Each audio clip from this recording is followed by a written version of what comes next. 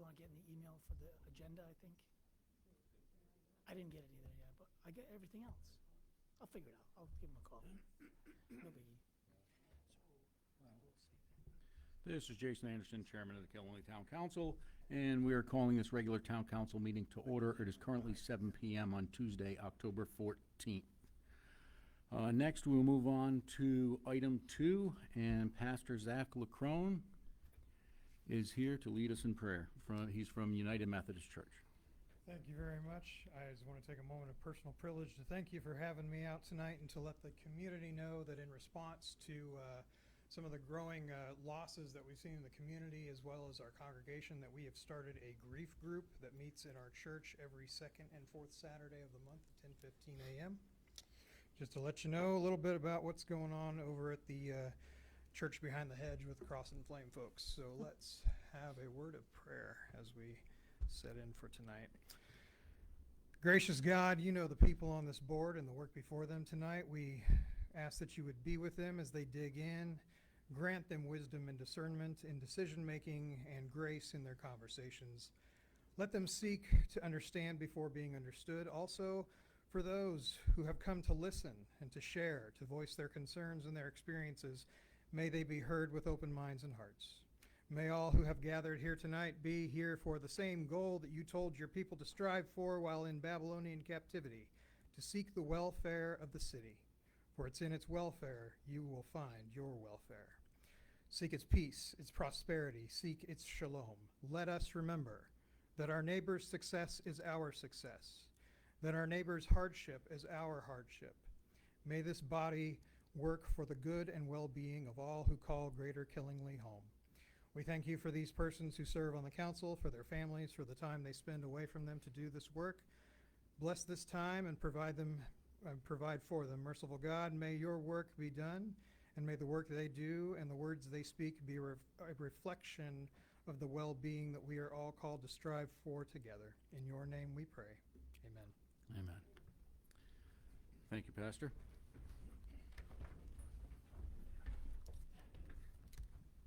I pledge allegiance to the flag of the United States of America and to the republic for which it stands, one nation, under God, indivisible, with liberty and justice for all.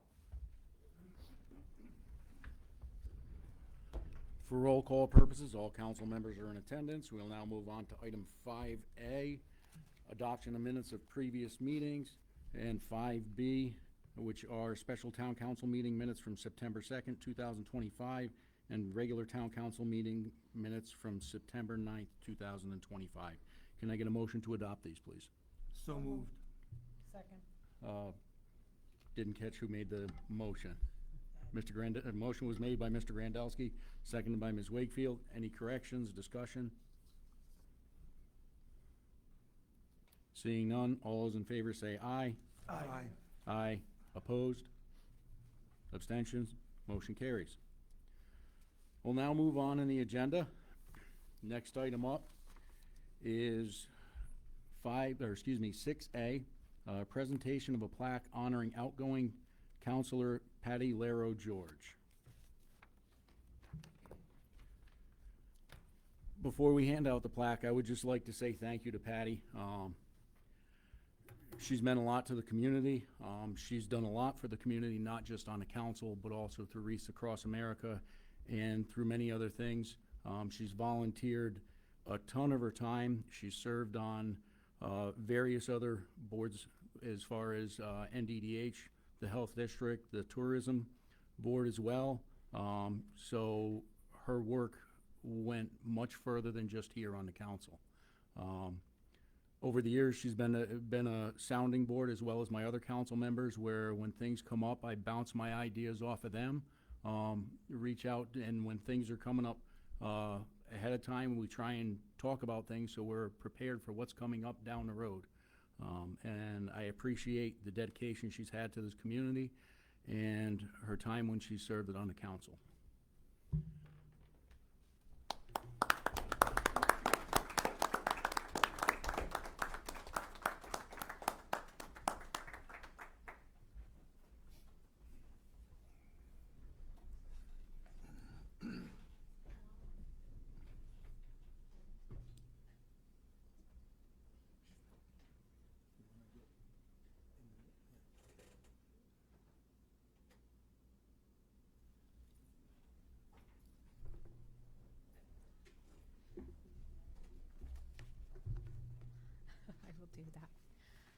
I just want to say thank you for all the hard work and dedication that you guys put in.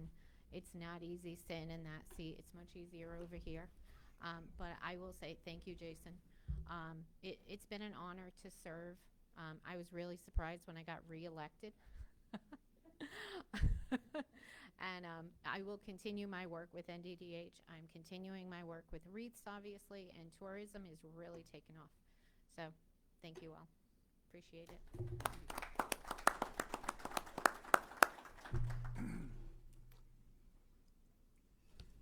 Next item up on the agenda is item 6B, which is a proclamation recognizing October as Breast Cancer Awareness Month.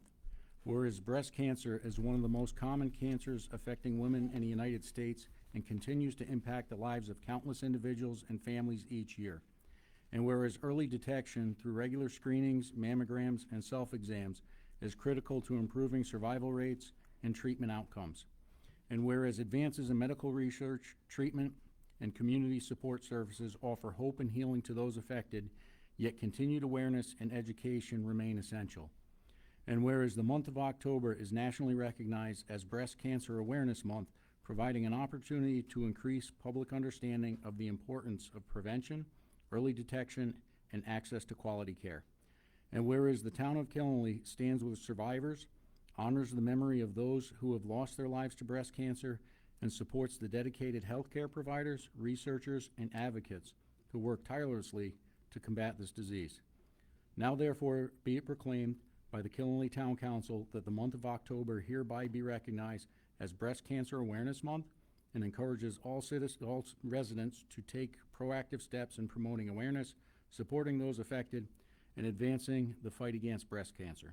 Killenly Town Council, Jason Anderson, Chairman, dated at Killenly, Connecticut, this 14th day of October 2025. Next item up on the agenda is one that really means a lot to me, because I know I've lost friends who have suffered for many, many years from trauma from bullying. And this is item 6C, which is a proclamation recognizing October as Bullying Prevention Month. Whereas bullying is a widespread and serious issue that affects millions of children, teens, and adults each year, causing lasting harm to their physical, emotional, and mental well-being. And whereas bullying can take many forms, including physical, verbal, social, and online, and no one should ever feel unsafe, unsupported, or disrespected in their schools, workplaces, or communities. And whereas individuals, families, schools, and organizations all have a responsibility to promote kindness, respect, and inclusion while working together to prevent bullying and support those who are impacted. And whereas October is recognized nationwide as Bullying Prevention Month, providing an important opportunity to raise awareness, encourage open dialogue, and strengthen efforts to create safe and welcoming environments for all. And whereas the town of Killenly is committed to standing against bullying in all its forms and fostering a community where every individual is valued and treated with dignity. And now therefore be it proclaimed by the Killenly Town Council that the month of October hereby be recognized as Bullying Prevention Month, and encourages schools, families, community organizations, and residents to join together in promoting kindness, acceptance, and inclusion for all. Killenly Town Council, Jason Anderson, Chairman, dated at Killenly, Connecticut, this 14th day of October 2025. And Ms. Wakefield, if you want to do the next two. So, like Mr. Anderson, fire prevention and first responders are very near and dear to my heart. I literally grew up in the fire department with my dad as a member and then as chief, and my grandfather was chief, and my brother was a deputy chief, and even my daughter is a first responder at this point. These are near and dear to me, so I know all too well. I had fire prevention drilled in my head from the time I could walk, So proclamation recognizing October as Fire Prevention Month. Whereas fire is a serious public safety concern both locally and nationally, and homes are the locations where people are at greatest risk from fire. And whereas fire departments in the United States respond to hundreds of thousands of home fires each year, which cause significant property damage, injuries, and the tragic loss of life. And whereas the majority of fire deaths occur in homes that either do not have working smoke alarms or have alarms that are not properly maintained. And whereas educating the public about simple but important fire safety practices such as testing smoke alarms monthly, practicing home fire escape plans, and eliminating fire hazards greatly reduce the risk of fire-related tragedy. And whereas the National Fire Protection Association has designated October 6th through the 12th, 2025 as Fire Prevention Week with the theme Fire Won't Wait, Plan Your Escape, reminding everyone of the importance of preparing and practicing a home fire escape plan.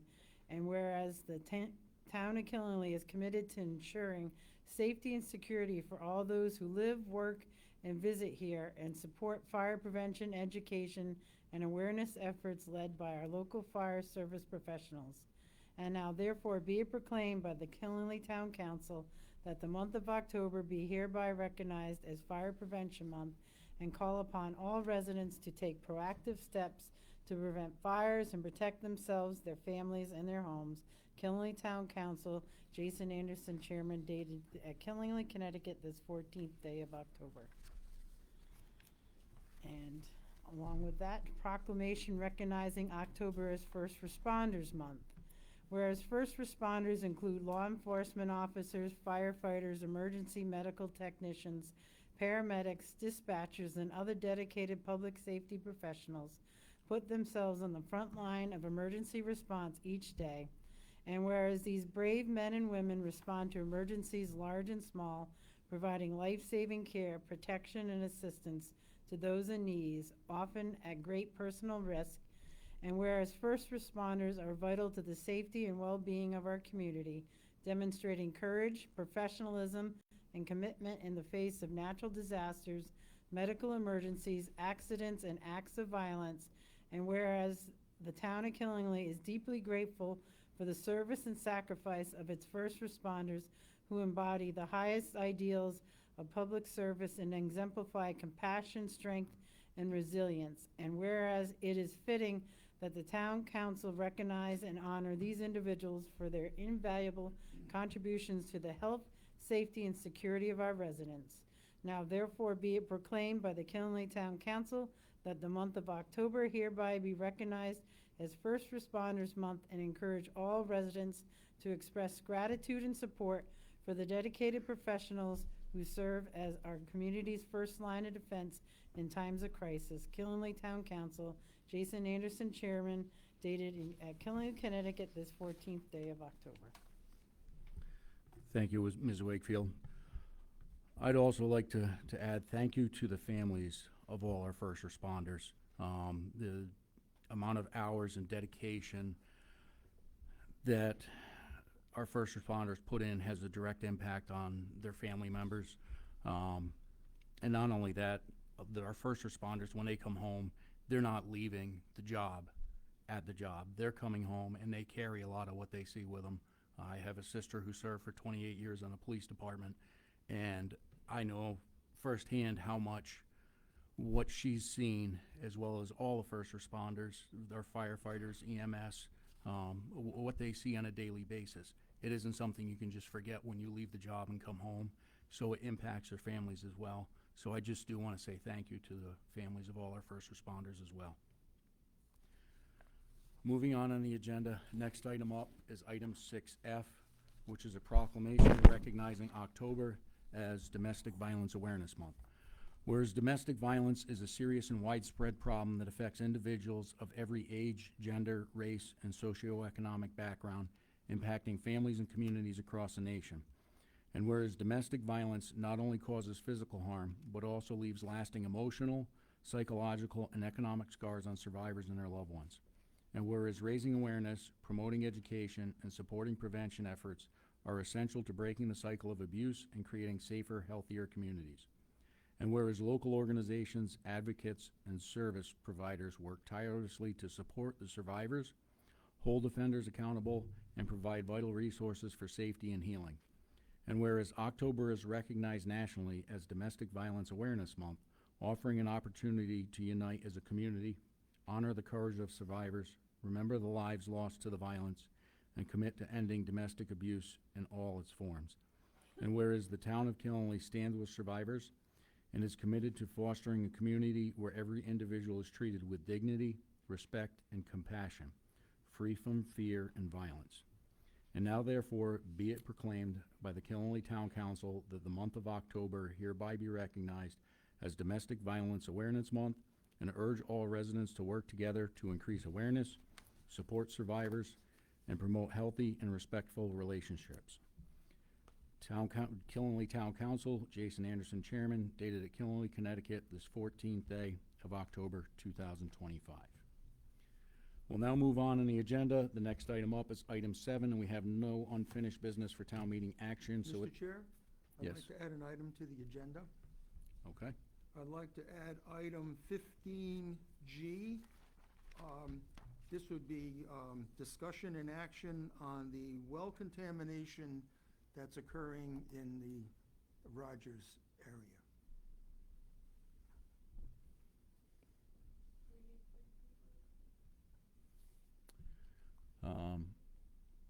I have a motion to add an item 15G for a discussion on well contamination at the Rogers, in Rogers. Is there a second to that? Seconded by Mr. Whitehead. All those in favor say aye. Aye. Aye. Opposed? Motion carries unanimously, so we've added an item to 15, to the agenda. It will be 15G. Moving back to the next item on the agenda is item 8, citizen statements and petitions. At this time, if anyone would like to make public comment, this is when you can step up to the podium. We just ask that you state your name and address, and we ask that you keep your comments to 5 minutes each person, and we will allow for an aggregate of 45 minutes of public comment.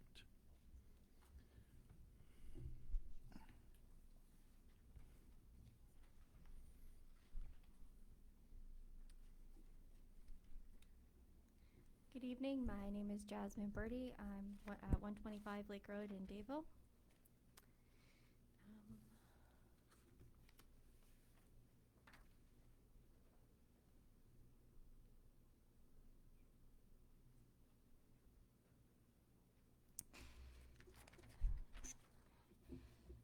Dear Town Council, as you are aware, I am running for the vacant open seat on the Vision Committee because I care deeply about our community, our schools, and our children's future.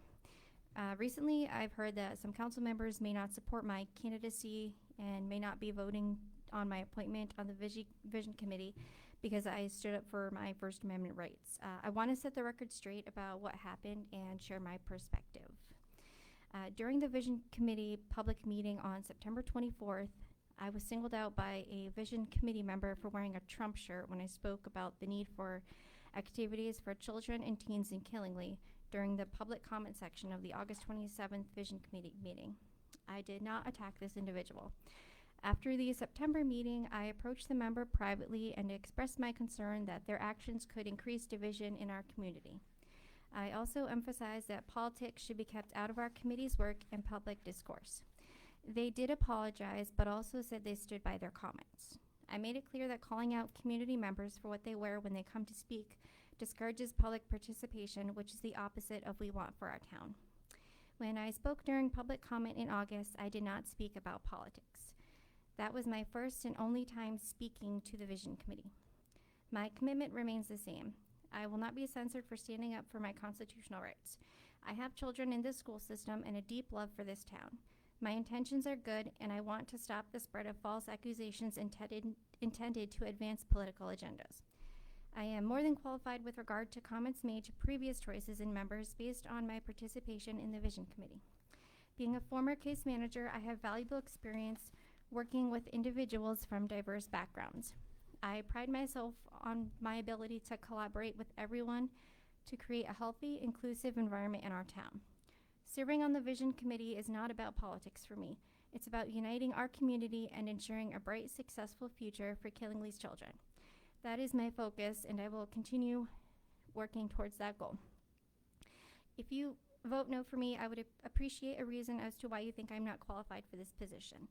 I hope that going forward, council, committee, and board members will respect and uphold the First Amendment rights of the public who speak at meetings.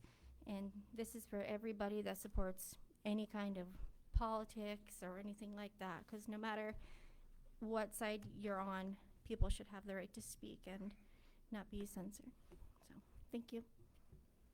Thank you. Is there any more public comment?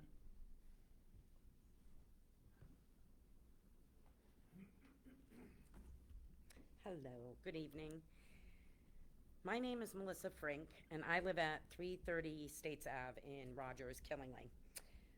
Our home was tested by the Connecticut Department of Energy and Environmental Protection on September 30th of this year, after it was flagged for PFAS contamination. The state's own lab results show that before treatment, our water contained PFOA at 587 to 651 parts per trillion. It's nearly 60 times the state's health-based guideline. And PFOS at over 30 parts per trillion. And other PFAS compounds were also present. DEEP installed a dual carbon filtration system, and we appreciate that the most recent results do show that it's not being detected after the treatment. However, this system is a temporary fix that requires continued maintenance, testing, and future replacement to remain effective. My family did not cause this contamination, and we should not be made responsible for maintaining or paying for a system that was installed because our well was poisoned. For decades, my family and I unknowingly drank and used this water. I have personally dealt with elevated liver enzyme levels, and earlier this year, I was diagnosed with a spindle cell tumor in my leg. The tumor was removed, but I am still undergoing treatment.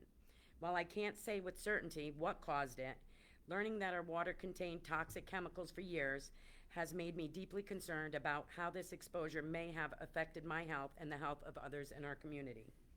We are grateful for DEP's initial response, but this community needs long-term assurance that our water will remain safe. On behalf of my family and neighbors, I ask this council to, 1, guarantee ongoing maintenance and filter replacement at no cost to affected residents in partnership with DEEP and the Department of Public Health. 2, ensure regular retesting and transparent public reporting of all water quality results explained in clear and accessible terms.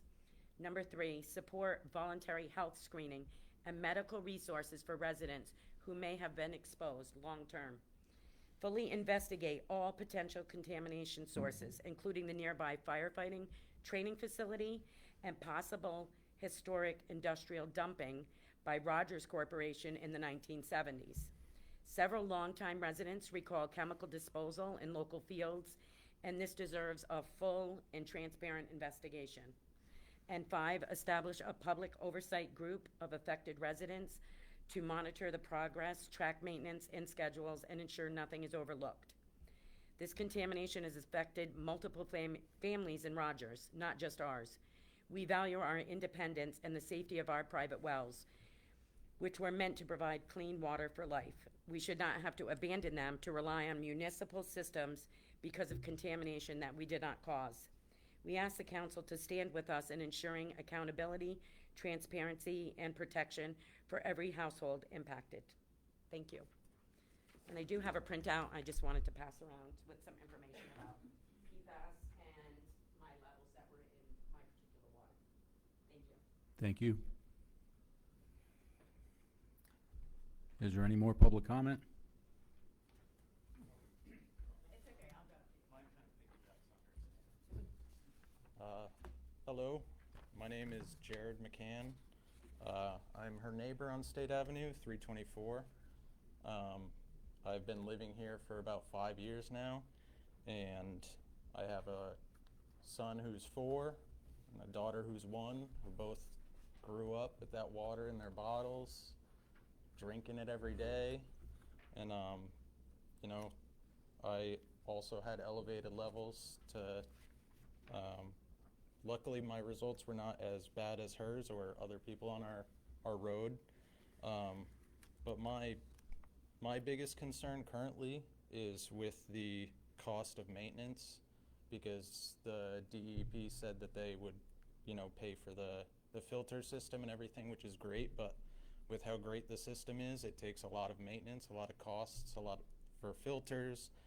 Yearly you have to change out all the material in it. And these costs over, a 10-year period can be anywhere from $10,000 to $15,000, depending on the level of, if, I guess, the contamination goes down. But it's not just like a Brita filter, it's something that, it's filtering out these forever chemicals out of the water. So it's not like something that's every 2 years when you think about it. Like, it's something that's going to need to be tested. And once it's tested, you need to get it changed. So it's just a cost that my family can't pay. I can't add an extra, $1,500 a year.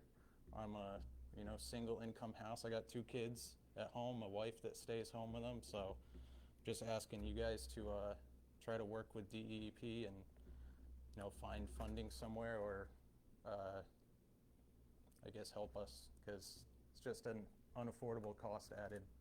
So that's all. Thank you. Hi, I also am a resident of Rogers on 46 Williamsville Road, Bonnie Gudrow, and my husband Jason is here with me. We are also here just to make sure that there's attention brought to this contamination issue in the water. Us as well had a elevated amount of like 546, and it shouldn't have been any more than 16, as Melissa explained in great detail. And I also have concerns about the disclosure if you decide you want to sell your house. We now are liable to disclose that we have contaminated water. How does that affect our our value of our homes and our property values? Not to mention my husband being a resident of Rogers his entire life, who's already had cancer. We have concerns of what this has done to being continually exposed to these poisonous materials that are in our water. And like the other gentleman said, think about the young children that this is affecting, that they're growing up in the town too. Granted, the city water is already treated, but all of us that have our own wells, we've lived in Rogers in 3 houses, and we were happily bought a house with a well this particular time and would like to continue with a private well. It's one thing when you ingest chemicals that you know of, if you smoke or, drink diet soda, but when you're drinking your well water, you expect it to be safe. And we just want to know, as a committee, what is your view and what is your involvement in helping us with this situation? Thank you. Thank you. Any further public comment?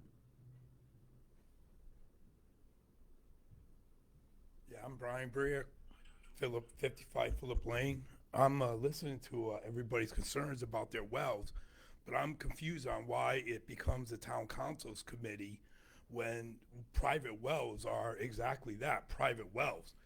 Why is this? Why are people looking to the town to help with absorb some of the price for the filter when there's a lot of wells out there where people have filters and they have to do that just to maintain their own drinking water? I'm just kind of confused on why we think it's the town's responsibility to manage a well system when it's a private well. I'm a plumbing and heating contractor and I never heard of such a thing. So I'm just kind of confused on that situation. I understand that, but it's a private well. I understand, once again, I understand that, Point of but it's a order. private well. Point of order. The gentleman at the podium has the floor right now. Council will make comments when we get to council comments after our public participation. That's all I got to say about that. Thank you.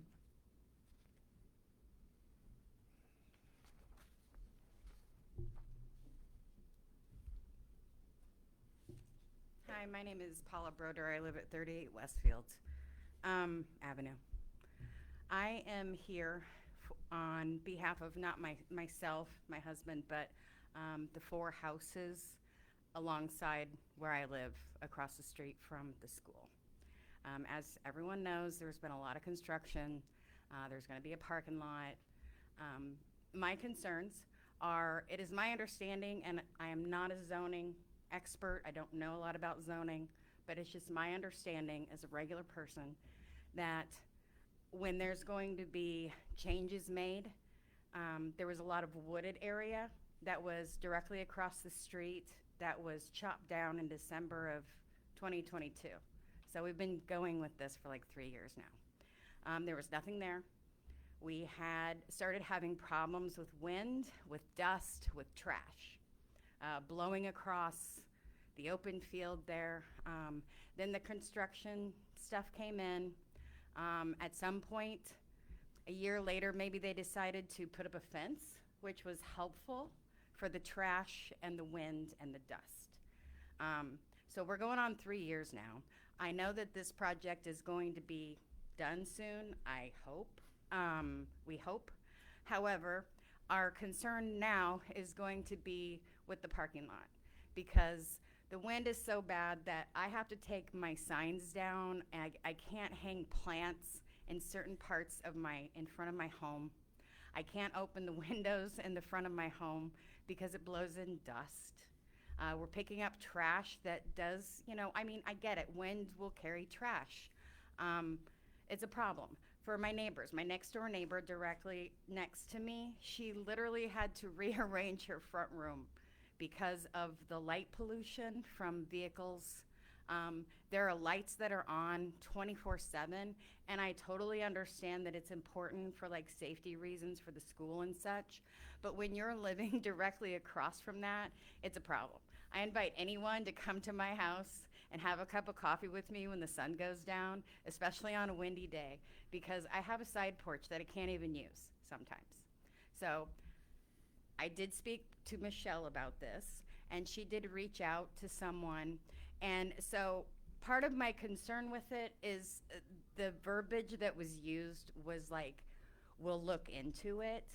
But again, it's my understanding, like from a zoning general information, like if you do a project and it's adjacent from residential homes and it's going to affect them in some way, it's important to have a buffer zone there. So I did want to bring that up, that I feel like that needs to be part of a plan. I have been kind of searching around for a couple of years to try to figure out what exactly is going on. And if you Google Earth my address, 38 Westfield Avenue, and you go to the menu and you do a historical view of it, you will be very surprised at the difference of the amount of woods that was cut down versus what it looks like now. And also, I want to mention that the noise from Main Street, we can hear it. When the school talks on their system throughout the school, we hear it. When I pick up my grandson sometimes from school, I ask him, did you have pizza or did you have ham and cheese? And he's like, how did you know that, Grandma? Well, I know it because I literally hear all the announcements. I hear people's names, if they're called to this, called to that group, this group, whatever it is. So there's also a privacy thing, I feel, with being an elementary school there. I mean, I could be some weirdo that's like listening to all the kids. I'm not, but you get what my point is. So anyways, that's just kind of my complaint, I guess. And I am bringing this. I know my other neighbors are not here. They are older, but I have talked with them, and they have shared their concerns. I let them know that I was coming tonight.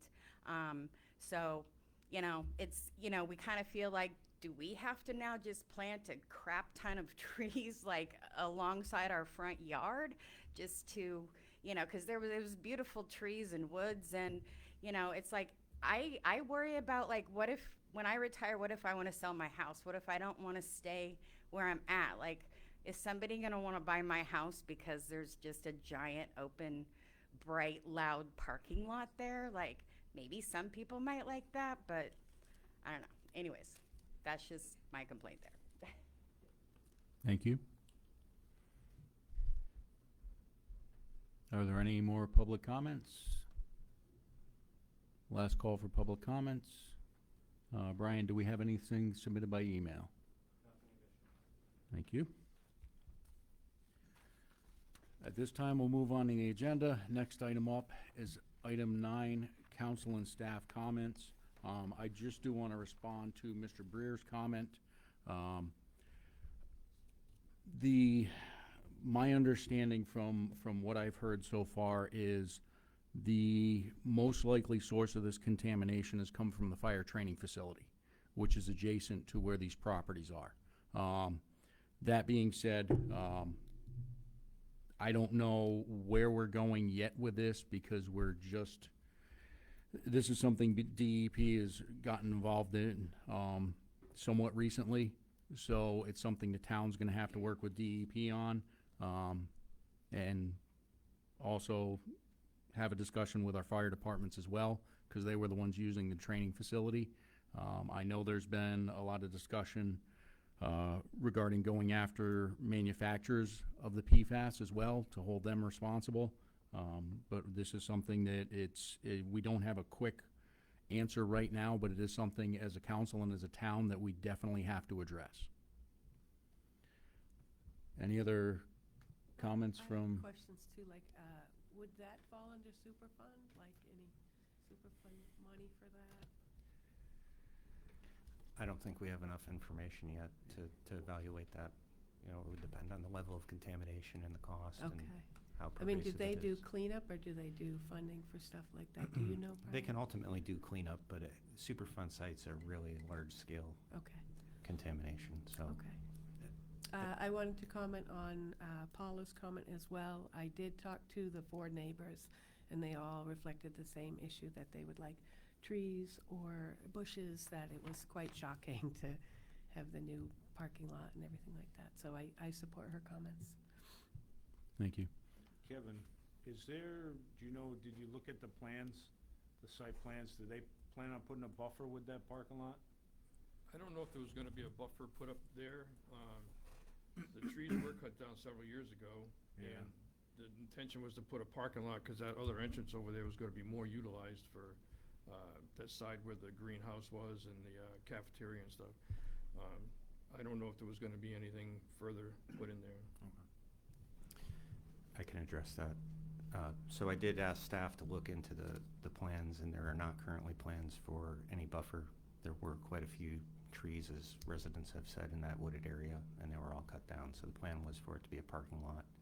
I did ask the town engineer to price out some vegetation and look at the layout to see if we can accommodate something along the strip, and we can follow up on that. Thank you. Ms. Barclay? So I'm gonna also address the issue about the Westfield Avenue. I was really appalled when I saw all those trees were taken down for the parking lot and then not telling the neighbors. And there can be dark sky compliant lighting so that it goes down and not into the rest of the atmosphere. Arborvitaes so that they don't have to look at the parking lot, because it was beautiful and it really did, those trees really all did not have to be taken down. It could have been better neighbors than just to decimate all of that. But I'm gonna bring up an old question that I had on signage for public hearings for planning and zoning of Board of Appeals. I had asked for larger signage. I was told that the signs are made up, we have them made up ahead of time. I haven't seen any larger signs. I really don't see why we can't have them, because they're very difficult to see. I mean, you hand out the sign and everything's written in Sharpie. So I feel like that issue was just, I brought it up and then it kind of disappeared, such as the instance on Colonial Drive when with that planned residential development. I went onto Colonial Drive at that time, and there's this small sign. It's a private road, and you can't even see it. So nobody knew that there was a public hearing. So I really would like to see larger signage. And I know it's a little bit too late on this, but I have received a lot of complaints about the traffic on Route 101 for where the new plaza is. And in the beginning of the 2000s, Linda Walden assured all of the people in that area when it was changed to Village Commercial, don't worry, nothing will happen, your lives won't change. Obviously, that's not true. It's a traffic nightmare. And many, many, many complaints about that. And I've also had questions about the peer support group, the funding from the opioid settlement. I think, Jason, you have more information on that so that the public can hear what happened to that funding. Thank you. I do want to get back to the citizens' comment in regards to Rogers Corporation, and back in the 70s when allegedly toxic materials were being dumped. I have had several members of the public who have told me they witnessed it actually happening. When I first moved to town, I was kind of shocked. I live on Lake Road near the horse farm, and I was kind of shocked to find out that just around the corner from me, it was an EPA Superfund site. The interesting part of when that was listed as a Superfund site, they actually had there's a farm down there. They had subdivided the property. They sold off the house, and the address of the farm went with the house. So I knew the owner of the house, and he had reached out to me, and I had to do some work to try and get the address changed on the listing on the EPA's website, because it was listing his house as a Superfund site rather than all the other acreage, which was the farm where all the dumping had been going on that I had been told about. I had followed up with our previous town manager multiple times on the status of where is EPA at with this, and it came down to when the EPA went out there and tested, they couldn't find anything. So unfortunately, that site is no longer, that property is no longer listed as a Superfund site. Doesn't How mean long there's ago not. was that, I Jason? believe that was 3 or 4 years ago was Because when the EPA made that standards decision. for testing have changed. I believe it you was know. 3 or 4 years ago when they did the testing. It wasn't that long ago. Unfortunately, that doesn't mean there's nothing in the ground. It just means when they were there, wherever they tested, they didn't find anything in those locations. So, which is unfortunate. We should be able to request, because they still have monitoring wells, they don't go away. So we should be able to request a test, even if you had to do an independent test to find out what's in the well. Probably wouldn't be a bad idea, non-biased laboratory, right up on. Up in the industrial park. Unfortunately, the way our meetings are run, we're past the public comment period. If members of the council wanted to suspend rules to allow a member of the public to come back up and speak, I will entertain that motion. Mr. Chair, why don't we wait until for the item 15G. that added to the agenda, we can Okay, look at that. to time. 15G, Then- Yeah, then I we was can- gonna say. when we're discussing the well contamination. Okay. Yeah, I'm okay with that as long as, okay. All right. Is there any more council or staff comments? You know, well, I will kind of verify, so to speak. When I was playing KBMF, our practice area was behind Rogers Corp.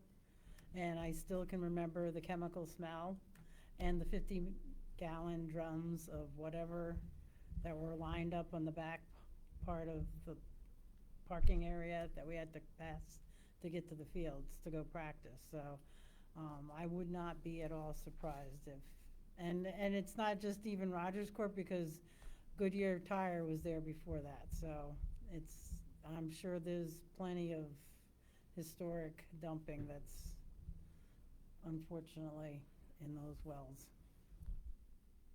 Thank you. Any more comments? Seeing none, we'll move on the agenda. Next item up is 10A.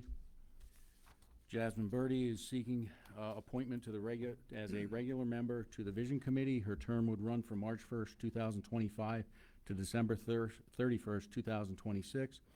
The Vision Committee currently has 1 regular member vacancy and 2 alternate member vacancies. I will entertain a motion to appoint Ms. Birdie. Motion was made by Mr. Whitehead, seconded by Ms. Barclay. I will open up for discussion. Ms. Barclay. From the interviews, Jasmine has been already attending the meetings. an active member of the community. So there are 3 positions open. I think she would be good at filling the permanent position. Thank you. Any other comments? Seeing none, I will ask for a roll call vote. Mr. Ply, if you could, please. Counselor Grandeski, No. Counselor Giambattista, No. Counselor Whitehead, Yes. Counselor Murphy, Yes. Counselor Coturla, No.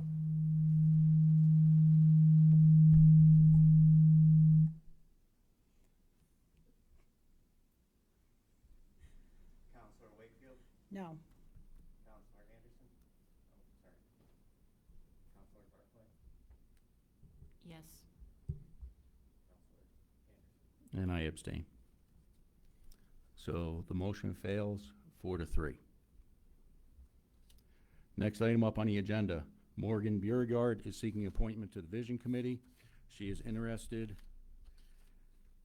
as I said, is running as a regular member. Her term would run from March 1st, 2025 to December 31st, 2026. The Vision Committee has 1 regular member vacancy and 2 alternate member vacancies. I will entertain a motion to appoint Ms. Beauregard.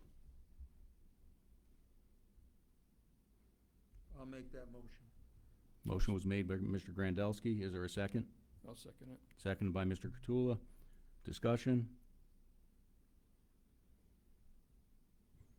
Seeing none, all those in favor say aye. Aye. Opposed? No. No. Have a roll call vote? Yep. Counselor Grandeski, Yes. Counselor Giambattista, Yes. Counselor Whitehead, No. Counselor Murphy, No. Counselor Coturla, Yes. Counselor Wakefield, Yes. Counselor Barclay, No. Counselor Anderson. I will make the comment of, we set a precedent last month when we decided on who got appointed to the Vision Committee. We had 2 candidates who both came forward to get appointed to the Vision Committee as a regular member. And what the council's decision was based on during the comments from council members during that was their interaction and their time at meetings on the Vision Committee. And unfortunately, I feel that since we set that precedent last month, that we should have continued to follow that precedent this month.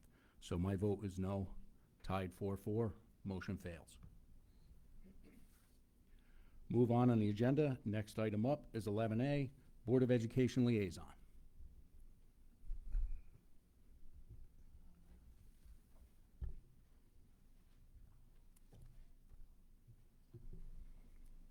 All right.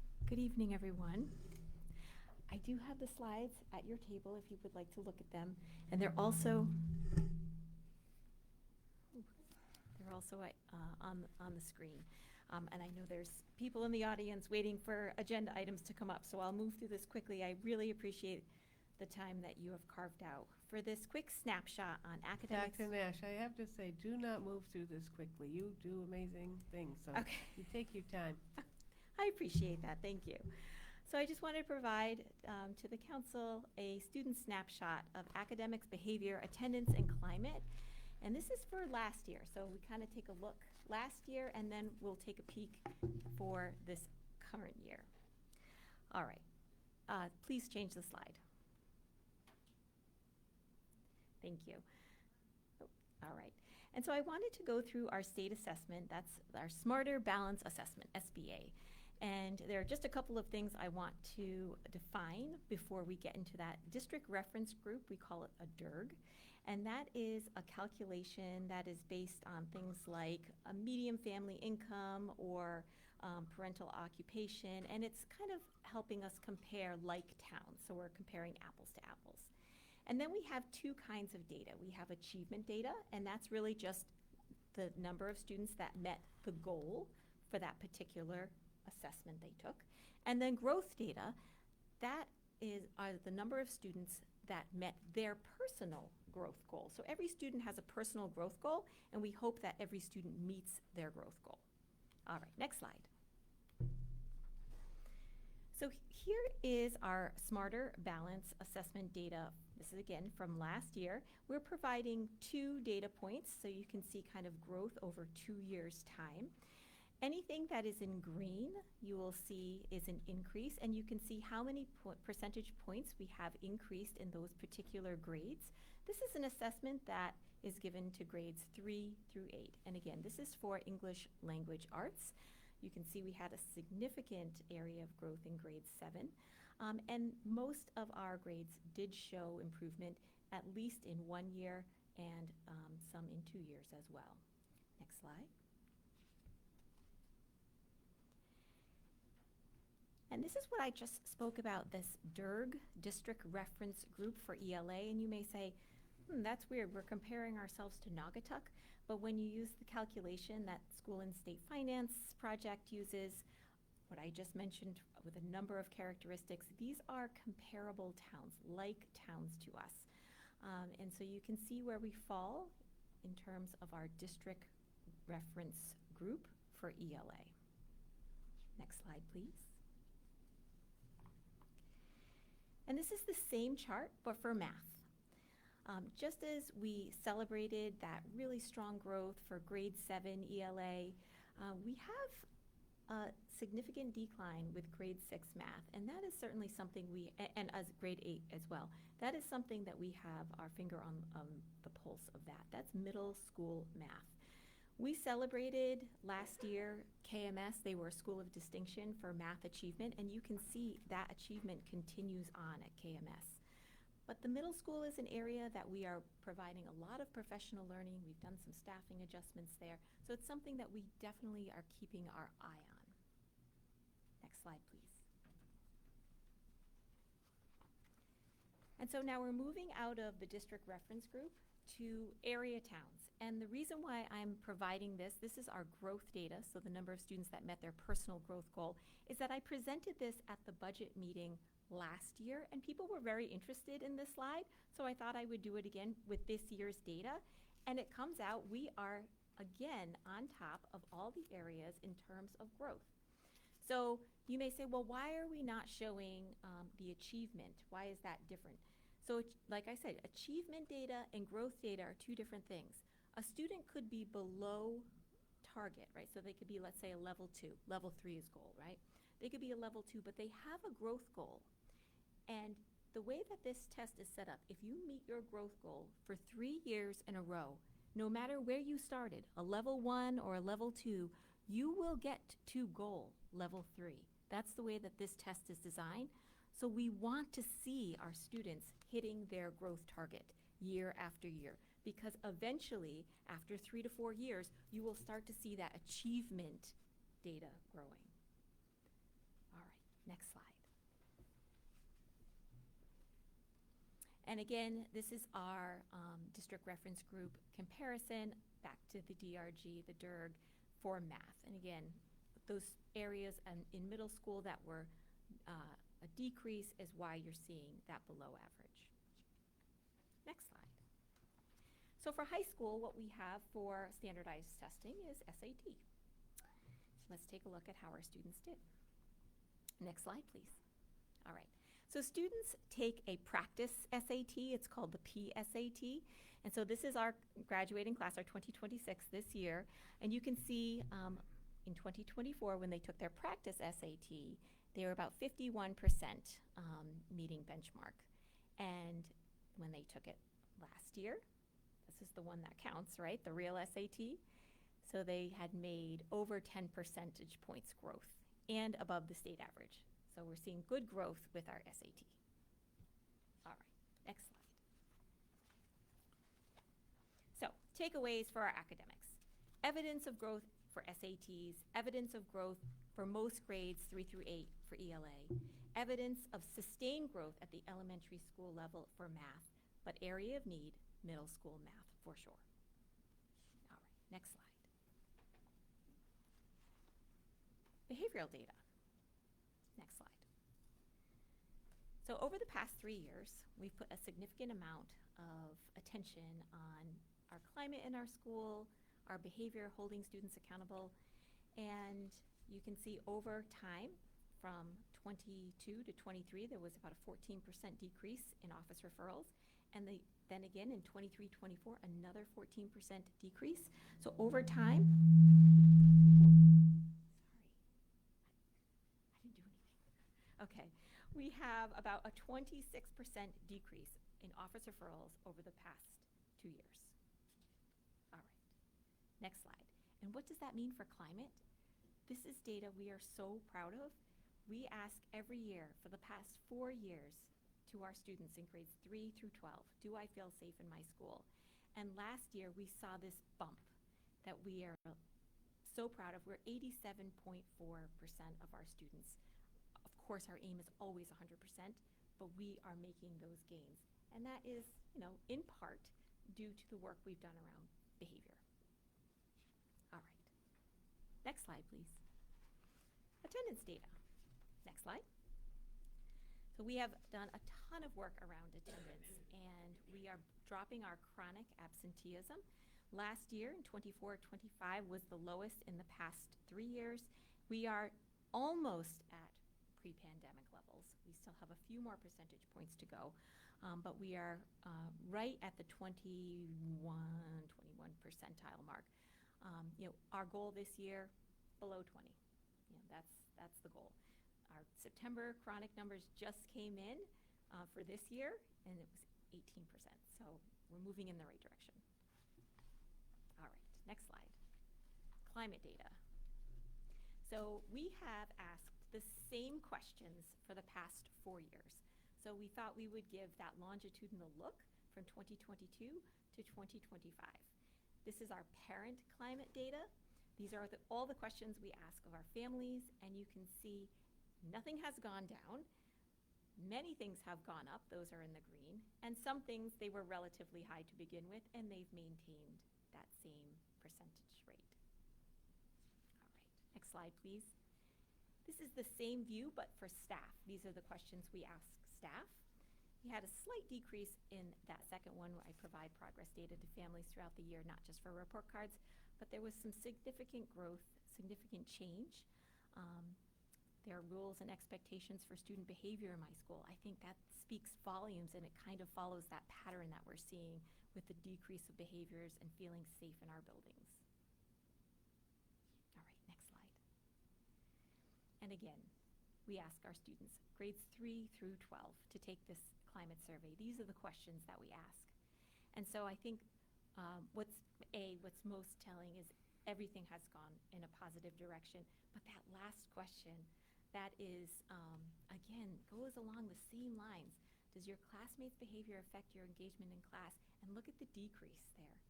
So kids are feeling as though the behaviors are diminishing in their classrooms. They're able to focus and bring their attention to their learning. All right, next slide. So what are the takeaways? Evidence of behaviors decreasing, evidence of attendance increasing, and climate data moving in a positive direction. All right, next slide.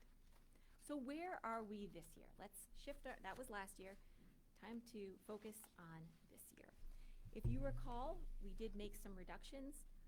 We are working with 14 less positions. 8 positions were reduced. 2 actual jobs were lost, and all of our administrators did take a 1-year pay freeze. Next slide. There's also significant funding that was reduced. We did reduce from athletics, IT, transportation, O&M, and supplies from all buildings. So that was the package. That was a reduction of 1.8 from the Board of Education's adopted budget. Next slide.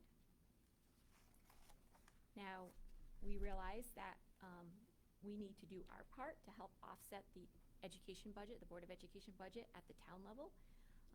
One thing that was really concerning last budget cycle was, would this ASTE, that's the AG grant, would that come through or not based on legislation that was still a little bit up in the air when we were going through the budget process.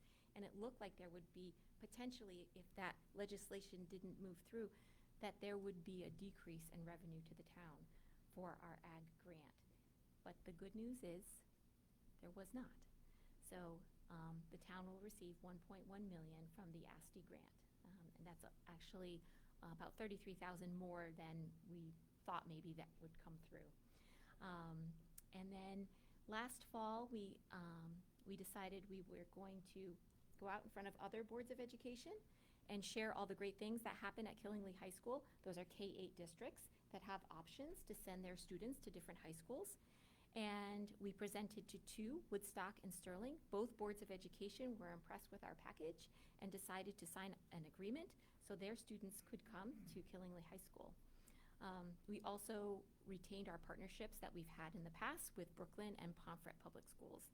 So in total, this year, there are 78 regular, this is outside of the ag program, regular tuition paying students, 61 from Brooklyn and Pomfret, and then 17 from those new districts that signed agreements. So what does that equate to? Roughly over $1 million in revenue for the town. And with that, if there's time for questions, I'm happy to answer, but I understand if there's not. I have a couple. On that last slide, you had talked about the ag grant. Now, you had mentioned 33,000. I thought the shortfall we were going to have was over $300,000. Right, so when we think about what we might get, we always use the previous year's number. So the previous year's number was 800-something thousand.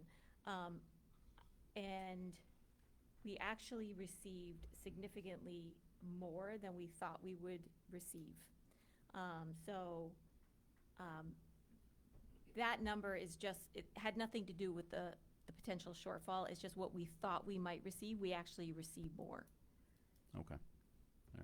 All right. The other question I had is going back earlier in the slides, when we were talking about the math numbers. Sure. I believe it's on slide.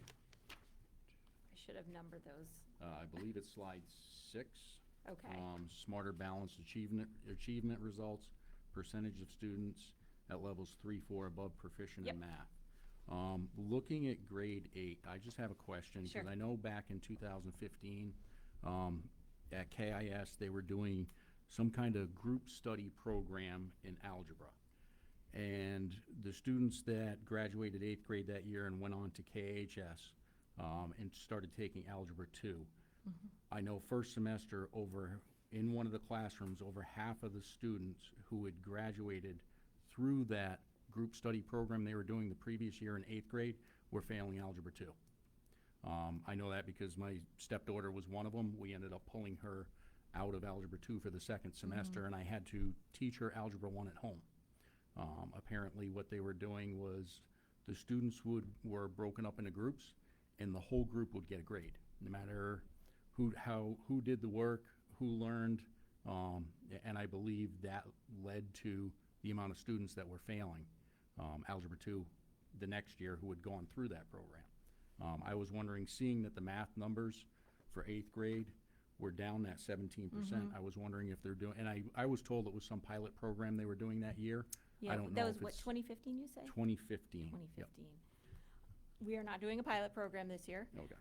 Do we offer Algebra 1 in 8th grade? We do, but we use a commercial program, and this will be our 3rd year using the commercial program. So it's not a pilot program, it's an actual textbook program. Okay. Yep. All right. I was just wondering if you were doing something new or trying something new with that, and that's why those numbers have dropped. No. Okay. All right. Thank you. I will open up to other council members for questions, comments. Mr. Cottula. Hi. Hi. I have a question not related to this, and I don't know, I randomly thought of this today, but a couple of years ago, they were running natural gas to the school for heat. And then there was a hiccup where it couldn't get connected. Has Oh, that been done now? it's all set now. That's all, Yeah. okay, thank you. No problem. So I noticed there was cuts to the sports program, but I happen to know that our fall sports at the high school, the teams are doing rather well. Mm-hmm. All of them. Yes. So Yes, they are. both the boys and girls soccer's, the volleyball. They've already clinched. Yeah, Yeah. and the football team as Yep, well. yep. Actually, Friday's another big game. I know. So, so obviously, the cuts haven't impacted the sports? Yeah, I mean, time will tell to see. This is, the cuts in athletics were mainly in supplies, maybe not ordering uniforms on the schedule that we have, because we have a schedule for ordering uniforms. Ordering new equipment, those kinds of things. And we didn't aim to cut any sports teams, that's for sure. And we want to make sure all of our students have opportunities to be in championship games and all of that. Some of that costs money. But we tried to schedule more away games, because if you schedule away games, you don't have to pay for your refs or your linesmen or your ticket people. It's a small way to save a little bit of money. And of course, we have plenty of home games, but that is just one way of doing it. Competitions and tournament fees, just a little more selective in which ones that we choose. So, we will see. We did eliminate many of our supplies and equipment lines, so we can't do that every year. We do Yeah. need to supply equipment and supplies, but, we'll make it work for this year. Okay. I'll go ahead. Laura. It's just a quick question. Dr. Nash, do you know how many regular tuition paying students there were last school year? Well, the same amount roughly for Brooklyn and Pomfret, but you can subtract the 17 from Woodstock. So we're roughly always around hovering for our Pomfret and Brooklyn students, 60-ish, give or take 10, depending on the year. But we're just really excited that the first year that we are open for Woodstock and Sterling, I think for Sterling we have 14 Sterling students, and if you know, Sterling's 8th grade class is only about 30, so we're pretty excited that about half of them decided to come to Killingly High School, and hopefully through word of mouth. That's really how you get the word out there, through kids saying good things about where they're going. So on Ula's point, this isn't my question. Mrs. Clark said 119,000. Is that the difference, the increase? It looks like it's going to be for the regular students, 119,000. She had mentioned that in her yeah. fiscal report, yeah. So my question is on the access road. Could you give us an update on the access road? Yes, okay. So we had designed a couple ideas for the access road, and all of them had some wetland impact. So we had to go through the Wetlands Commission, and I believe we went through 3 cycles, and we're having a little bit of trouble kind of getting past that. So our engineers decided we would try a different route altogether, use retaining walls, and that would be able to push the access road, which is kind of, if you think about the back parking lot circling around the back of the football field, and that would eliminate all wetland impact. So yeah, okay, we'll just eliminate it altogether. So we were really trying to get this project moved through so we could start in the summer and the fall when it makes sense to do this project. I know the fire marshal, we have a timeline that we agreed to. We wanted to keep true to that timeline. And when the price came back for the engineered retaining wall, it's just out of our price range. The first phase, our Board of Education had approved about $852,000 for that first phase. It came back with the retaining walls, $1.7 million. And we can't do that. We don't have enough. We would drain, and that's just phase 1, not phase 2. So the Wetlands Commission was interested in one of the designs that had a slight wetland impact. So we are developing, our engineers are developing that plan fully, addressing some of the questions that came up during those wetlands meetings about that particular plan. And we will present that, I believe their first meeting is either the 2nd or the 3rd of November. Yep. So here in the minutes, it said approximately $856,000. Are you thinking the non-lapsing, right? We are, yes. Yeah, okay. We're using that,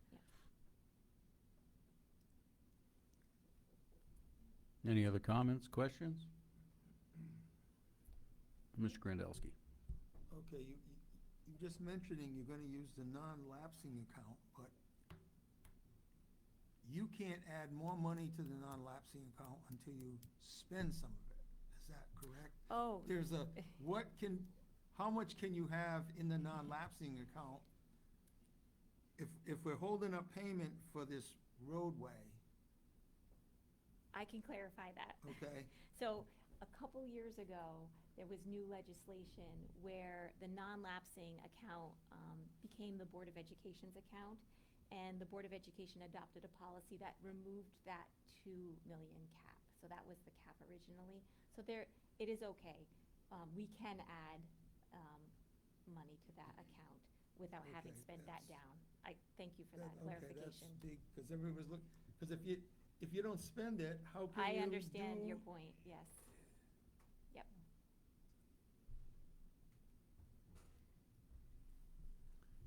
Any other questions, comments?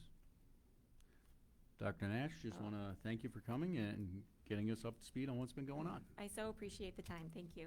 Thank you. Next item up on the agenda is 11B, Borough Council Liaison. Tammy, do you have anything? Yep, our regular meeting was September the 17th.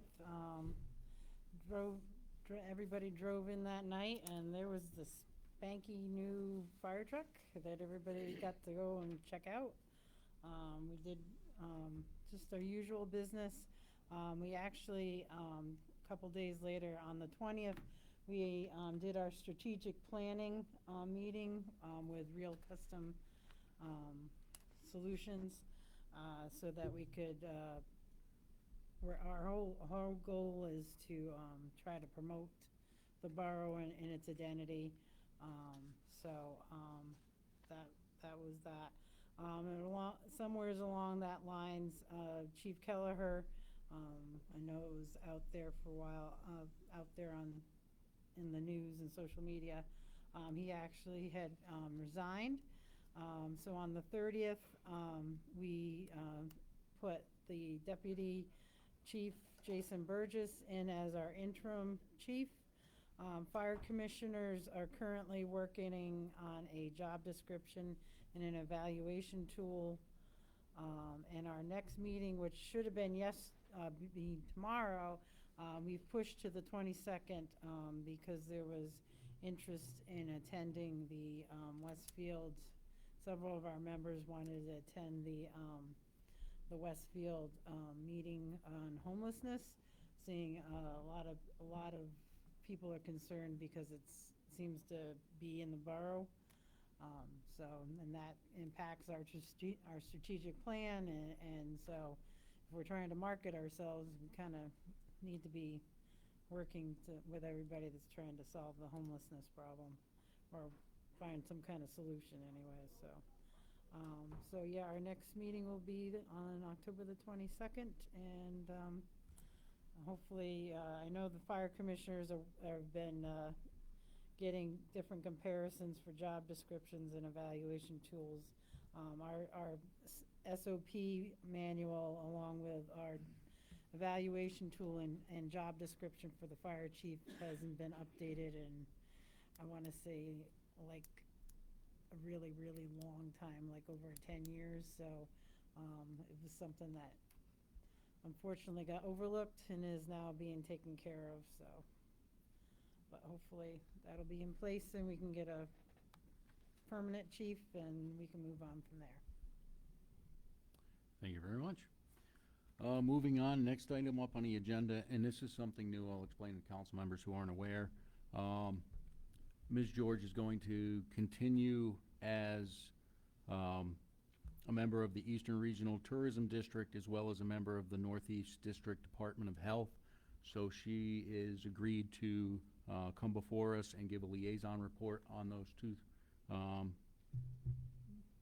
different entities. And rather than appointing someone else to it, she wanted to continue on it, even though she stepped down from the council, and I had no issues with that whatsoever. And so she has agreed to come before us and give reports, and I let her know going forward if she wants to do it remotely from Zoom, if that's easier for her as well with her schedule. I'm completely okay with that as well. So, Ms. George, if you could.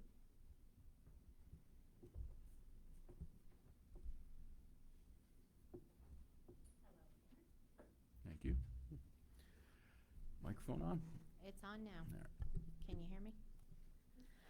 So I'll start with NDDH. Over the summer, our meetings were canceled. We didn't have anything pressing we were working on. The September meeting, we reappointed 4 different towns. They were at the end of their terms, as I was last month. So those terms and those towns are Killingly. Dave Griffiths was reappointed till 2028. 2 Plainfield representatives, same thing till July 2028.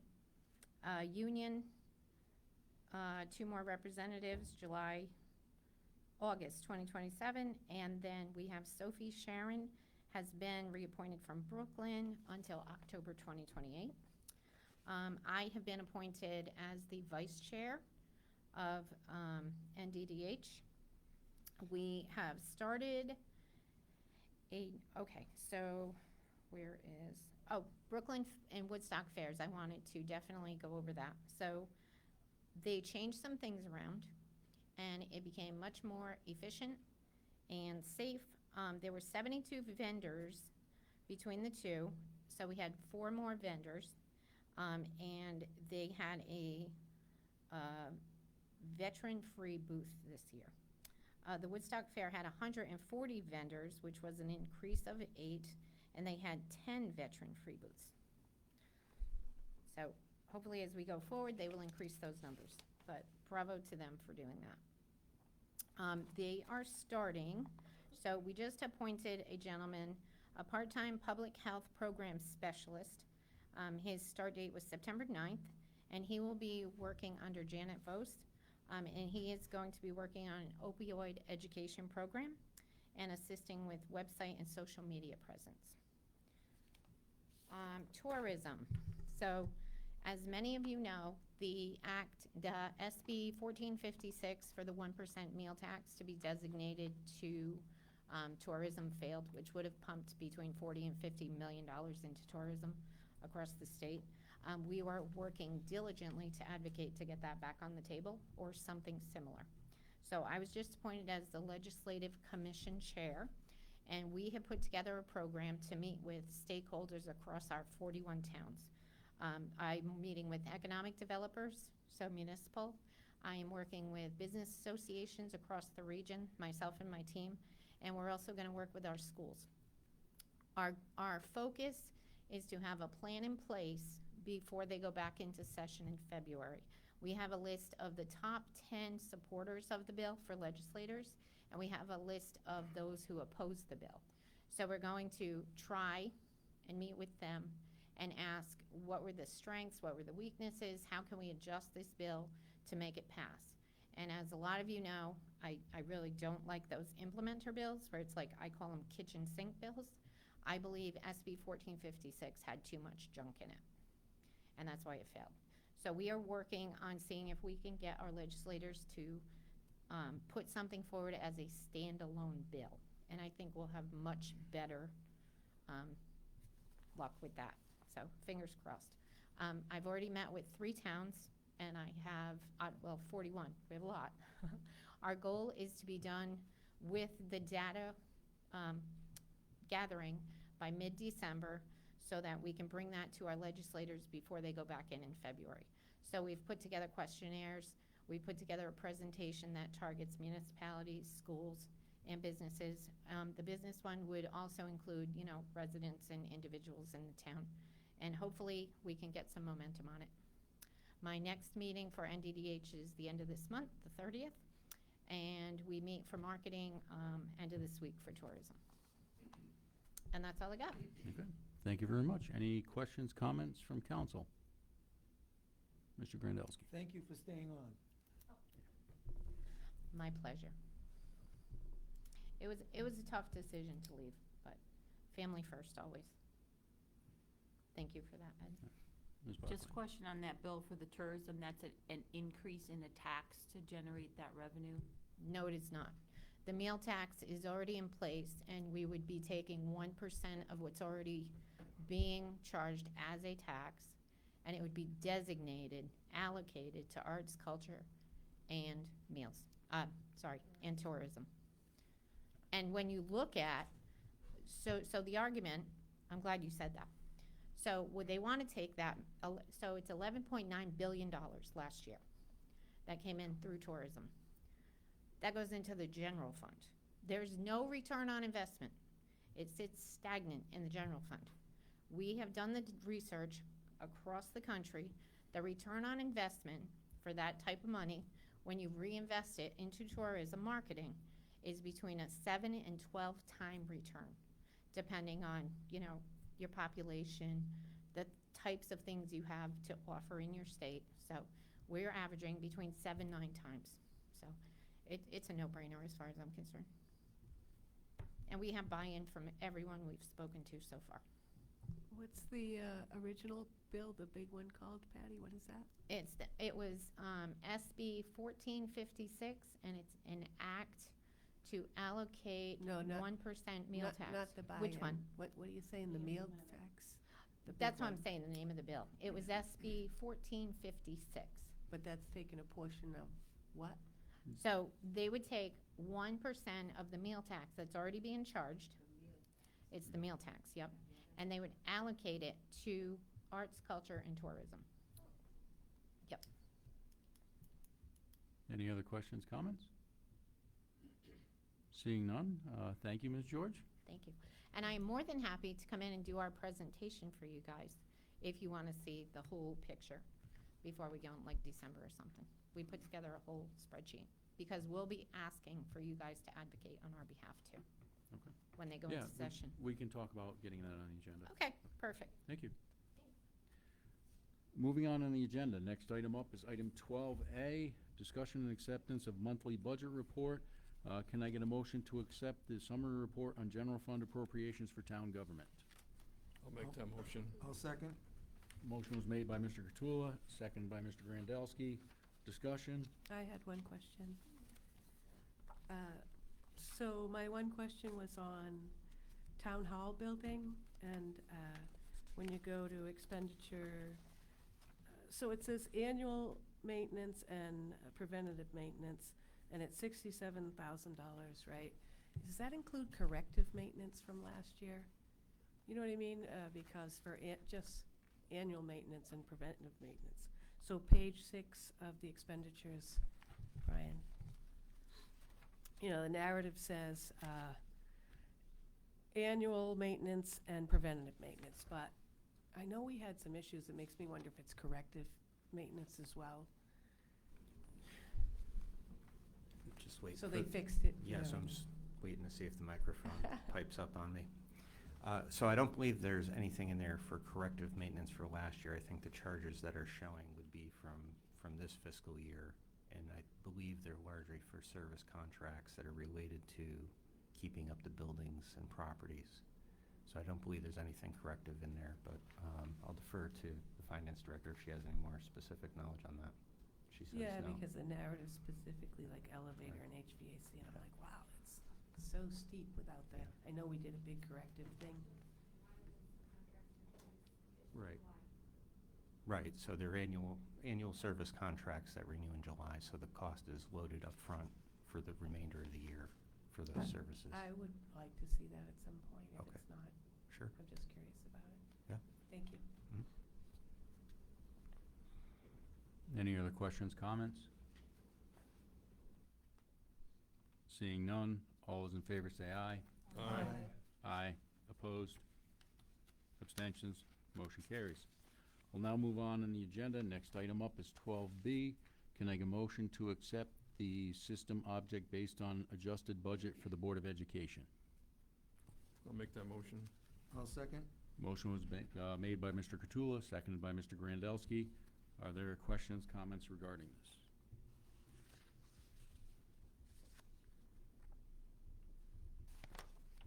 Seeing none, all those in favor say aye. Aye. Aye. Opposed? Abstentions? Motion carries. Moving on in the agenda, next item up is item 13A, Town Manager's Report. Brian, if you can go over this, please. Thank you.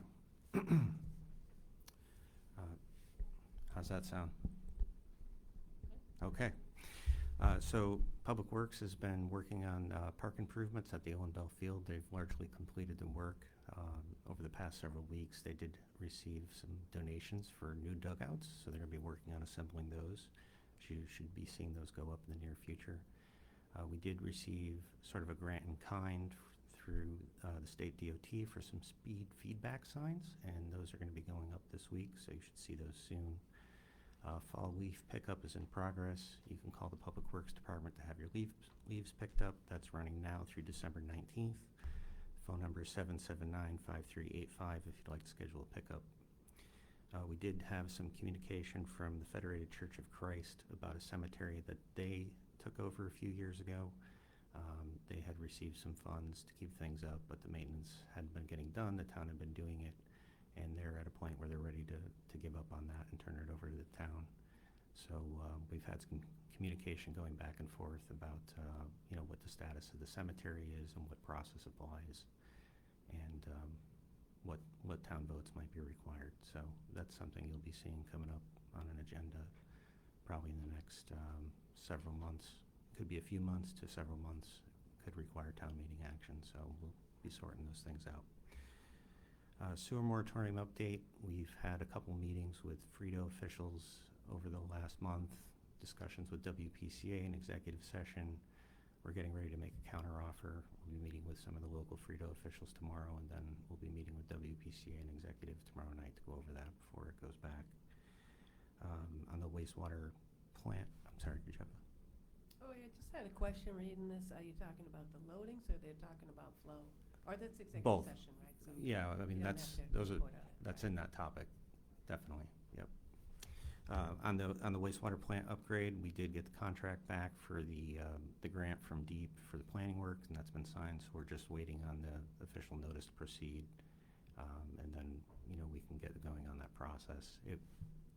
It should really only take a couple months, but with the way DEEP structures their progress, the process, I should say, will probably take about a year, because they want to check all the boxes. So this is a grant for the design, and this is on top of the 2 million, or it's going to offset some of the 2 million? It'll offset some of the 2 million. How So much is it for? it's 150,000. Okay. So, and there's a 50% match, so it's about a $300,000 phase. Yeah. And I wouldn't, broadly speaking, it's design, but it really is more planning work. It's really looking at, like a build-out analysis of the town, where we would like to have sewer, where we don't, where we might need to have sewer because of failing septic systems, looking at the zoning, that kind of stuff. So, like I started to say, you could probably do this process in a couple months, but DEEP will probably make it take a year because they really do scrutinize where you want to put the sewer. They have their own maps and policies that apply, and they're going to make sure we check all those boxes. So, I've mentioned a couple times in my interim reports that we've been working on getting our bond rating. We did do that review about a week and a half ago. We got our bond rating back today. They did maintain our rate, which is good for us. And we're getting pricing on the borrowing now, so we should have those prices in the next week or so. The construction work at the community center and the school continues to be a bit slow. The contractor's position is still that they'll be done November 15th, which we know is not realistic. We continue to make progress, but it's a little painstaking at this point. The good news on that is we're still in good financial shape as far as the budget for the project. Mr. Chair, I have a question. Now, if they're going slow, and it says, what about voting on, are Yeah. we gonna be able to use the building, not? I mean, voting is critical, in my regard. Sure. I place a high respect for voting. I don't want any shenanigans or, Yeah. I don't know give us your thoughts, how we are on that, if we're gonna make that cafeteria happen, or?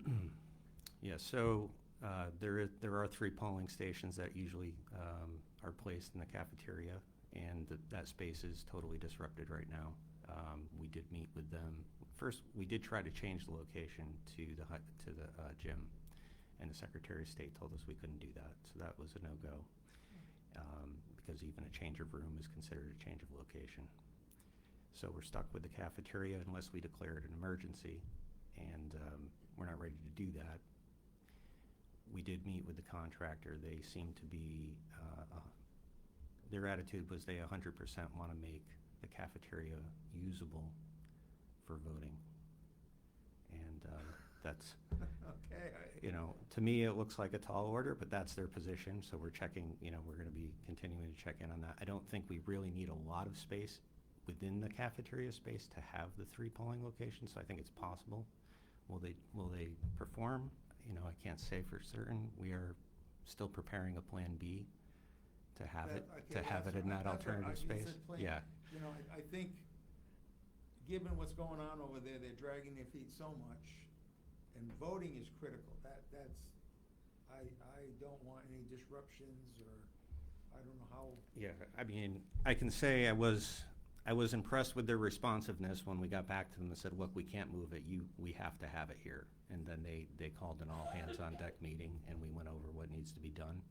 And there's not a lot of time to get that done. So, you know, next week we'll see if we're gonna have heat. You know, if we get to they said they're gonna have the heat on the 18th in that space. So we're to see on the 18th, is there heat in that space, right? And we'll have a better idea. Thank you.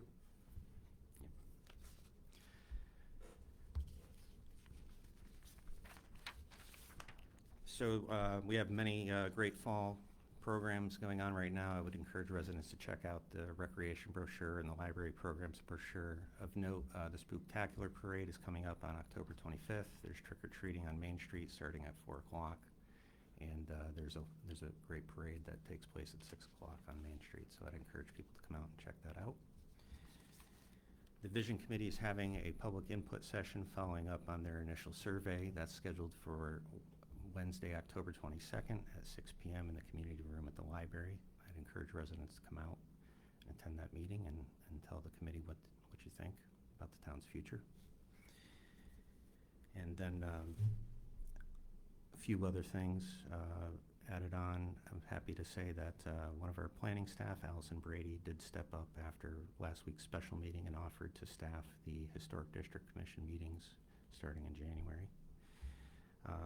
Sadly, I'd like to mention the passing of one of our Recreation Commission members who passed away unexpectedly over the weekend, Vance Carter. He's known for his involvement in youth basketball.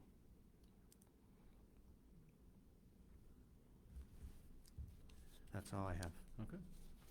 I just want to circle back to the KMS project. Circling back to the issue with the noise over there. I know we have noise ordinances. Is there any way, after hearing that you can hear the announcements at surrounding properties, is there any way we can just make sure that the building is in compliance with noise ordinances? Off the top of my head, I don't know if we own the noise meter, but we can find a way to get a hold of one or see what one would cost. I know they're not cheap. Maybe we have one. I just haven't been here long enough to know. All right. Honestly. Thank you. Mr. Chair, and getting back to the same thing with the lighting, when they cut the trees down, the lights are shielded at the building. Maybe we gotta put something on that where we did one thing, which you cut the trees, I think everybody was okay with that to a degree, but the snowball effect of other things that are happening, so that's another thing we gotta throw on the list. That's a change order that I guess we can handle. Or maybe we can't do that until the contract is done, and then our people can change the light. Yeah. Well, I think the parking lot work, I believe, is gonna be a separate contract. So, I mean, that's. But I think the lighting on the building. Yeah, the lighting on the building, it might be within the primary budget, but some of the issues strictly with the parking lot have a parking lot budget, so. Parking lot was performed by the town. Right. Right. So if anything, yeah, we would need to. We would have custody of that. Any other questions, comments? Well, Well, if we have custody of it, couldn't we just say that we want to put some trees or bushes? Because I know you're going to look into it, and we're probably going to happen, but is that like something we would just make a motion, we want trees and Well, we bushes? gotta make sure that we have money in the budget first, and if not, we gotta figure out where it's coming from. Okay, all right. Any other questions, comments? Seeing none, we'll move on the agenda. Next item up is the WPCA moratorium report. I know Brian had touched on this during his manager's report. Did you have anything to add? Oh, okay, thank you. Next, we'll move on the agenda. Next item up is item 14, and we have no unfinished business for town council action, so we'll move on to item 15A. Consideration and action on the adoption of state mandated policies, including collection, development, and maintenance policy, program policy, display policy, and material review and reconsideration policy for the Killenly Public Library. Brian, if you could just go over this, please. So as you noted, we have 4 policies that we've been asked to adopt by the State Department of Libraries. They cover the areas you outlined: development, collection, maintenance, program displays. Sorry, I felt like that was going to blow up on me. Material review policy to challenge materials, and a programming policy. The policies are aimed at, I guess, laying out a process for making sure that there's no bias or discrimination in how these are put out, and that ties back to the policy to challenge, and that lays, the procedure is laid out there for how any of these things can be challenged to the library director, the town manager, or the town council. That said, we're not really being given an option to wordsmith the policies. So what the state is saying is you need to adopt these if you want to maintain your funding.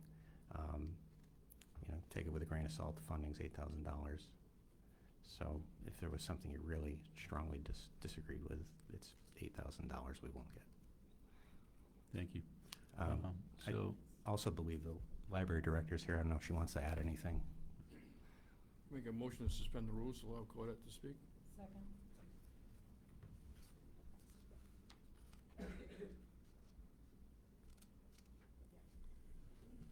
Hi. Yeah, so as Brian said, there was in June 2025, the Connecticut State Legislature approved Public Act 25168, Section 322, which implements all new statutory requirements for all Connecticut public libraries. So I had to write all these policies, and it went back and forth multiple times before they were approved, before I could bring them to you. One is like 13 pages, one's 5, one's like 3 and 3. 2 we had before, 2 we did not. It pretty much does just outline, if anyone is opposed to anything we're doing in the library, what the process is. And if something isn't, good, if they don't like what's going on with me, it would go up to Brian, and then it would go up to you. That pretty much just outlines that. I would imagine you have all that in your packet. Yes. I do agree that it's not great, awesome funding that we would be losing per se, but maybe somewhere down the road, if there could be somewhere down the road where we might be wanting more money than $8,000, and it could impact us in the future, so. Thank you. I will entertain a motion to adopt this. So moved. Motion's been made by Mr. Gambatista. Is there a second? Second. Seconded by Ms. Wakefield. Any further discussion from council? Questions? Mr. Grandelsky. Is there a time frame that we have to respond to this? Yes, if I don't have these approved by you with the minutes by December 1st, we won't be able to do it until again, sometime in 2026. Does this change or affect anything that you're currently doing now? Does it No. make changes to what you're doing, or you No, it's not changing status anything. quo? Yep. It's just new state law.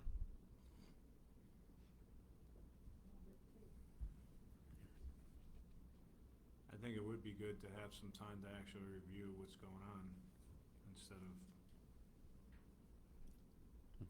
last minute.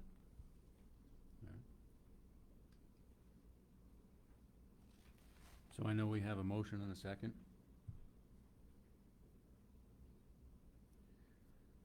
Is there a motion to table this until? Mr. I Chair. make that motion. Oh. Sorry, Ed. you I'll go. second. It's okay. Um, No, that'll handle it. Well, All right, I will entertain a motion to table this until the November 18th meeting, which would still put us ahead of the December 1st deadline. Thank you. I'll second that. Okay. So motion was made by Michelle Murphy, seconded by Mr. Cottula. Discussion? All those in favor say aye. Aye. Aye. Opposed? Abstentions? Motion carries. This item 15A is tabled until November 18th.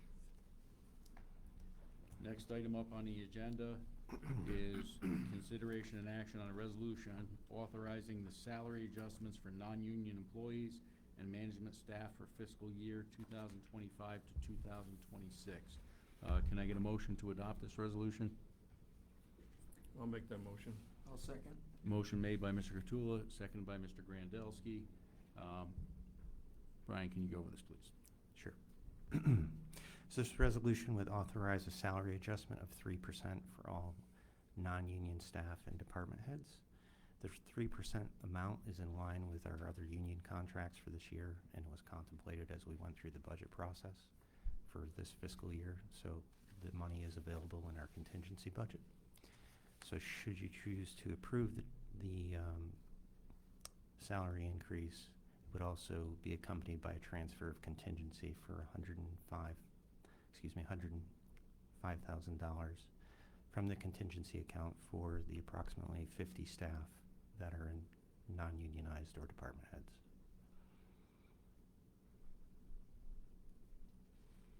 And I see in here it was approved by the Personnel Subcommittee to send forward to the council for approval. That's correct. Yes, this did come before personnel.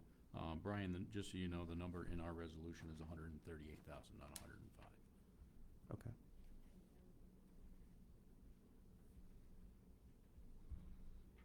Oh, excuse me, that's the missed that part. That would be the balance in the contingency account after the transfer. I did my When does it math start? backwards. Is it retroactive? So it would be retroactive to July 1. Thank you. I have a motion and a second. Any further discussion? Seeing none, all those in favor say aye. Aye. Aye. Opposed? Abstentions? Motion carries. Next item up on the agenda is item 15C, consideration and action on a resolution authorizing the transfer of fiscal year 2024 to 2025 unexpended funds from unexpended departmental budgets to special reserves and programs. Can I get a motion to adopt this? So moved. Motion was made by Ms. Wakefield, I'll second it. second by Mr. Cottula. Brian, if you could go over this, please. So what this resolution would do would take unexpended funds from the last fiscal year budget and transfer some of those monies into 3 different special reserves that we have set up to help stabilize unexpected costs in those areas. So the 3 transfers are approximately $6,000 to our building demolition reserve, $6,000 to our store maintenance reserve, and $130,000 to our constabulary reserve. And they're all coming from line items that are loosely matched to those topics that were unexpended from the previous fiscal year. Thank you. I just do want to acknowledge that this did come before fiscal subcommittee, and fiscal subcommittee recommended this to the full council for approval.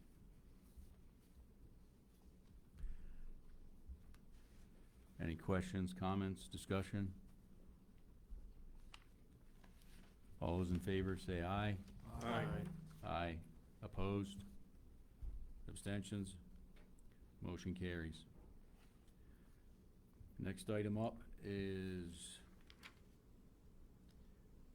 item 15D, consideration and action on a resolution authorizing fiscal year 2024 to 2025 budgetary year-end transfers.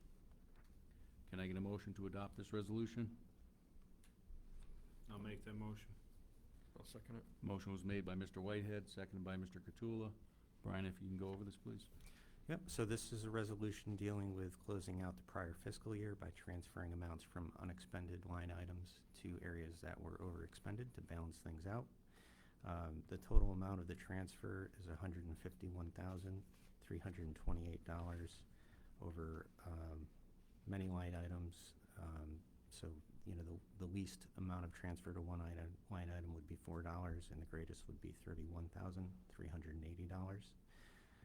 Out of that $151,000, $111,000 approximately would come from our contingency, unexpended contingency money from the last fiscal year, and the balance would come from several other unexpended accounts that are detailed in the memo. Thank you.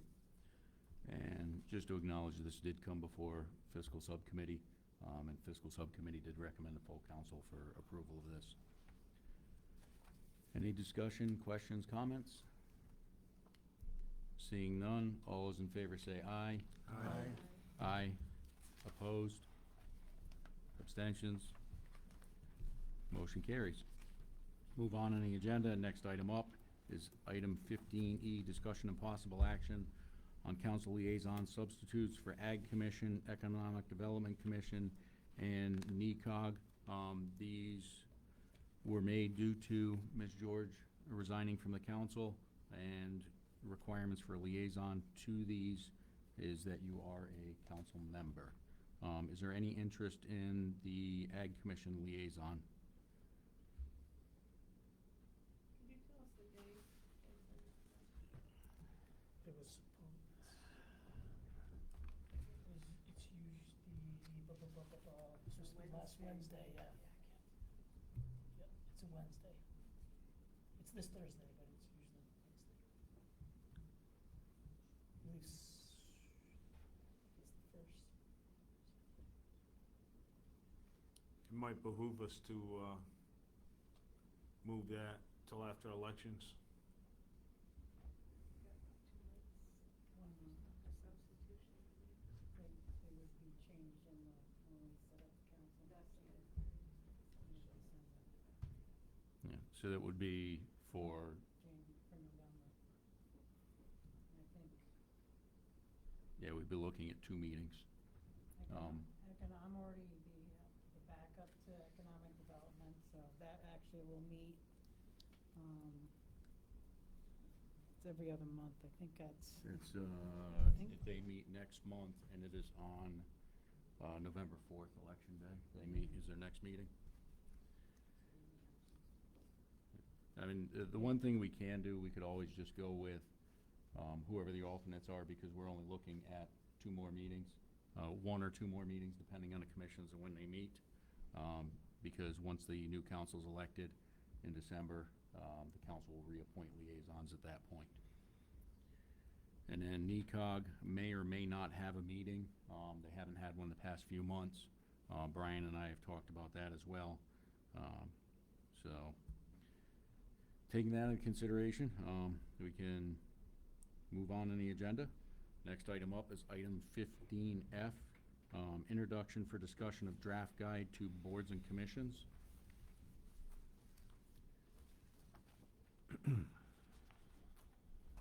And as you can see in our packet was a guide to serving on a town board or commission. This is something that had been, work on this had started on a while ago, and it's been brought, this draft has been brought before us to review. Brian, if you want to just touch on this as far as timeline as to when it started and any involvement you had in it. Yeah, so I believe this work started with the interim town manager, perhaps several months ago. It was an example that they took from the town of Wilton, so it was sort of modeled off of that. There are several examples of these around the state. It's common for towns not to have one, but really what the point of it is it takes the information that's relevant to boards and commissions that you find throughout various statutes and state rules and charters, and it tries to put them together into a handbook. So that's sort of what this is. There's things in here about the quorum requirements, how to go about posting agenda, roles of the officers on the board. You know, can you have a remote meeting? What does that look like? What's required? So those are typical topics for a handbook like this. We've tried to integrate the things that are specific to Killingly, and that's what you have in front of you now. It's been looked at by council. They've sort of signed off on it, and is being put forward to you for discussion. And you can decide what your process is from here. If there's things that you feel should be added to it that are, you know, not addressed, if you want to send it to a subcommittee for further review or discuss its merits. So that's where we are. I'm open for discussion tonight, and then we can have this on the agenda for next month's meeting as well. If we're ready to approve it at that point, we can approve it at that point, or make any changes to it. I just did want to touch on something. I'm glad, and this was something I had asked Brian to put on tonight's agenda. I've had some members of the public talk to me about issues they've had where council liaisons and staff sometimes get confused by the public as members of a board and commission. I know whether you're sitting in the audience or you're watching from home, it's hard to read these plaques, even from sitting in the audience, let alone on watching the camera at home. I did talk with the town attorney briefly over if there's what we can do as far as that, and I was on the phone with him on some other things, so I threw that out there. Can we make changes at the council? Would it have to come from council bylaws? Would it have to come through ordinance? He said there's no reason to do it through any kind of resolution or ordinance. We can just do it from the council, to where when we're a liaison, we come up with a way to where it's easily identifiable who is town staff and who is a liaison from the council at the meetings. One of the things that had come up in the discussion with him, I threw out the idea of putting something colored in front of the seats where the town staff sits, whether we do something red in front of town staff and then we do something yellow in front of liaisons from the council, so that way it's easier for the public to know, okay, these are the board members, these are other people. And that way there's no confusion from the public as to who's sitting at the table and when people come to speak, because during meetings, during board and commission, not everybody always identifies themselves when they start speaking. So especially with town staff, I think about planning and zoning when you have Anne Marie Aubry and Jonathan Blake both sitting at the table. People from the public think that these are they're on the planning and zoning commission when they're actually town staff. They're not commission members. I had floated the idea on the liaison of maybe having, if there was room in here without taking away seats, having the council liaison sit at a different, smaller desk where they can take notes. To kind of separate that would be another way. I think the something color designation in front of town staff and a different color in front of whoever the council liaison is to the boards and commissions may help with the public being able to recognize that these people are different from the board and commission members. I don't know what everybody else's thought is on that. No, I think that's probably a good idea, because, at Planning and Zoning, you got Anne Marie, Jonathan, and Jill is there, three. And sometimes the town attorney is there as Right. well, so you've got possibly four people. Maybe we just make a thing in the, hanging off the table, large enough so that the camera can say, town staff, town attorney, town council liaison.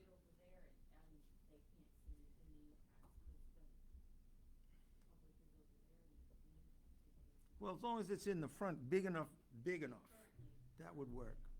Yeah. No, I think that's. Yeah, I think that's a good idea, having it down here, so it is easily identifiable. That could be something where, I believe these are metal. Well, they can make a clamp on this. Or you can have a magnetic, magnetic holding yeah. the sign right there. Make it easy and take them on and off easily. It's a pain, but I think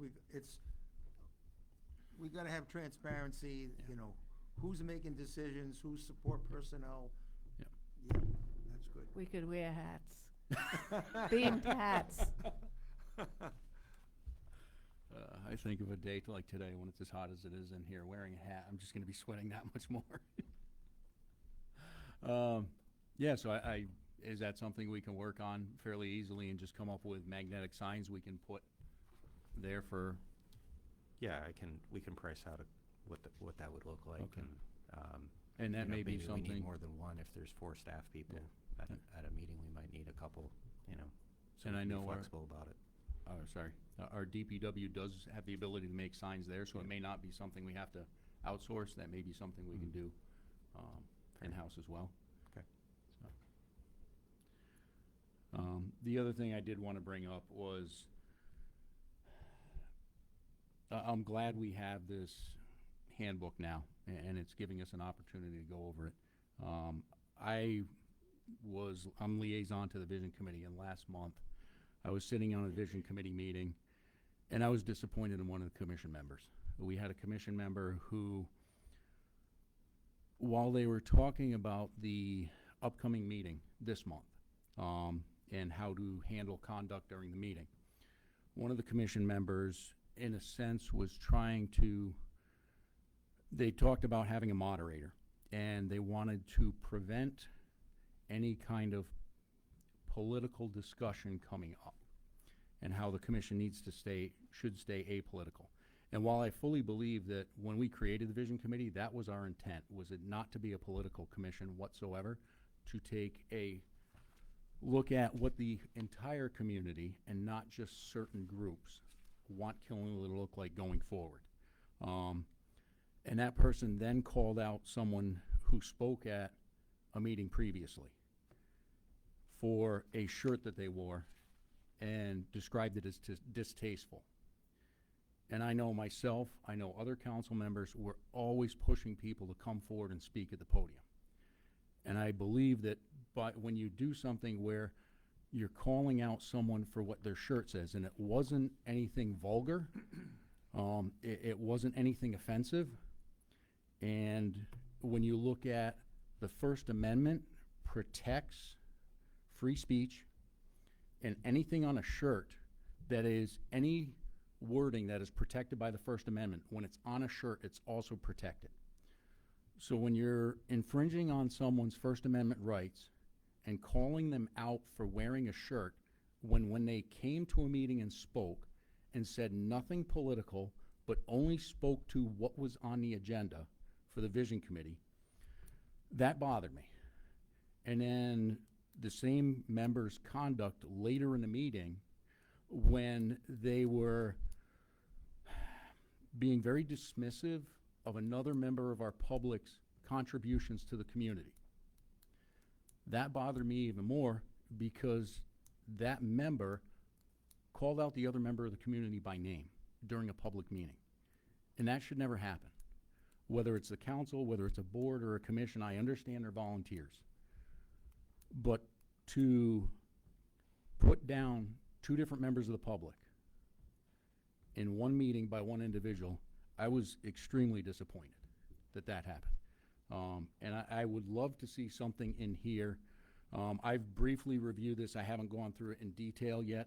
I will definitely want to see something in here where it addresses conduct of members of boards and commissions. And I would also be in favor of looking into the establishment of an ethics commission that would also apply to the town council and not just our boards and commissions. That is a conversation I would love to see get started. I know some of us are up for election, whether we get reelected or not. Those of you who are still here, I would love to see that be something that gets started up and continues forward, at least to look into the possibility of it, what it would look like, how it would need to be established, whether it's through charter or through ordinance. So that is what I have to say about this handbook. If anybody else has anything to add, please feel free. Any more comments, questions about what's in the handbook? Mr. Grandelski. Has the town attorney reviewed this? Yes, Brian did say he did review it. So that may be But I mean, you can add to it, that's, you know, that's the thing, we can add to it Yep. if we think there's more, but Yep. whatever's in here meets, Yep, you know, doesn't yep, legal already violate reviewed it. something, doesn't violate a state Yep. statute, doesn't Yep. violate the charter, that type of thing, that's Yep. what we. And anything that gets, any proposed additions to this, I would want to pass through legal as well, just to make sure we're not, like you said, violating the charter or any state statutes. Any further discussion? Yeah, I'll just say on that point, I think of some of the different discussions we've had throughout the years, the most recent years, with like planning and zoning, that can get heated and then unheated. And I would hate to see, the commissions have free speech as well. Like there is something to be said for a small town, and things come up and people go back and forth and then they work it out. Like, so I would hate to see so quickly an ethics commission get involved and say, oh, you know, you can't. I think as a learning tool, it's good. There's a big learning curve when you join a commission or whatever, and there's different rules, and that's good. But I would just hate to see us stifle our commissions as well. I mean,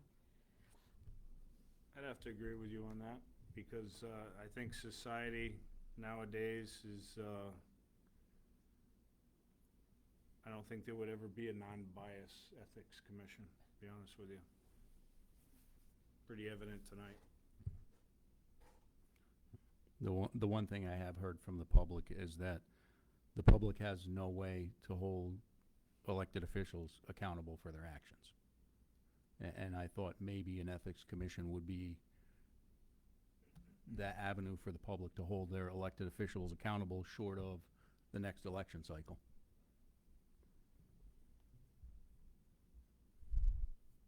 Clear, I think it's a good idea. I just think it's not happening in today's society. I mean, if there is an issue, I guess the public can come to the podium, but yeah, it is, the next election cycle is kind of the only way. Yeah. You know, they're an elected official, unless they resign for some other reason or whatever public pressure is on an individual. So that's a tough. I know it is. go. It is. Any further discussion on this item? Okay. I just ask everyone to take a dive into this, look at it, see if there's any issues you have, what's in here, any subtractions you would want to make for it. And if there's any additions, like I said, I'd like to, any additions that we all agree upon, pass that through legal before this gets implemented. All right, moving on the agenda, next item up is item 15G, which was added earlier in the meeting. And this is a discussion regarding the well contamination in Rogers. Mr. Grandelsky, since this was your item? Yeah, I just became aware of this. I know there was gonna be testing going on, but I didn't pay attention. Then, over the weekend, 3 individuals talked to me about the well contamination. Melissa was the first one, and I encouraged her to come, and this is good that she brought this forward. I don't think the town's responsible, but I think we have to put pressure on DEP. Are we in their loop now, or is it just DEP with the property owners? Yeah, so I think DEEP has sent letters directly to the property owners. I get some email traffic from DEEP. They've looped in the health district.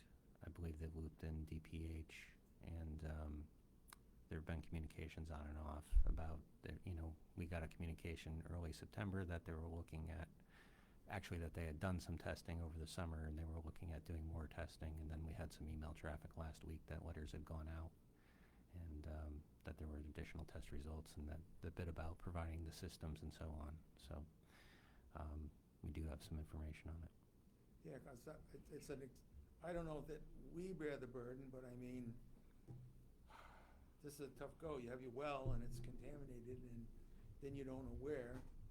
And if filters handle it, maybe that's one thing, but if that doesn't work, then how do you get public water out that far? That's another.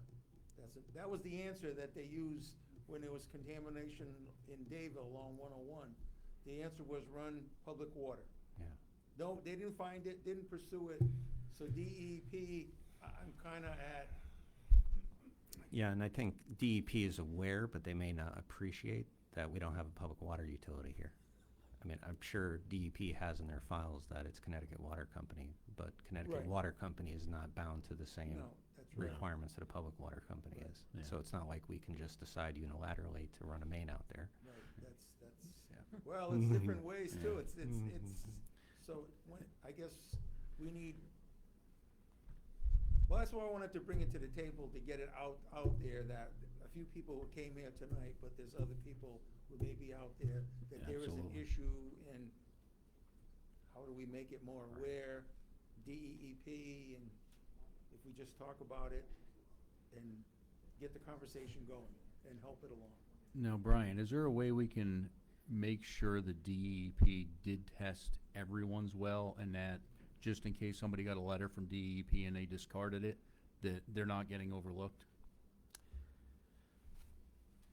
Yeah, I think we can cross-check that. I'd have to look back at the communications, but I believe they did give us at least the areas they were testing in. And we may have the addresses, and we can cross-check with the health department as well. Okay, yeah, because that's the last thing I'd hate to see, is somebody got a notice in the mail and thought it was junk Right. mail and threw it away, and because of it, they didn't have their well tested. Right. Or they may not even be aware of the situation. Yeah, and just, I guess as an aside, I recall the initial communication I got about the testing they did over the summer. And it had mentioned that the PFAS characterization that they found in the initial test results was not consistent with what they expected, which is they expected to find PFAS that would have been associated with the fire academy. And the initial, I remember the initial communication distinctly, because they said the PFAS they found there was not characterized that way.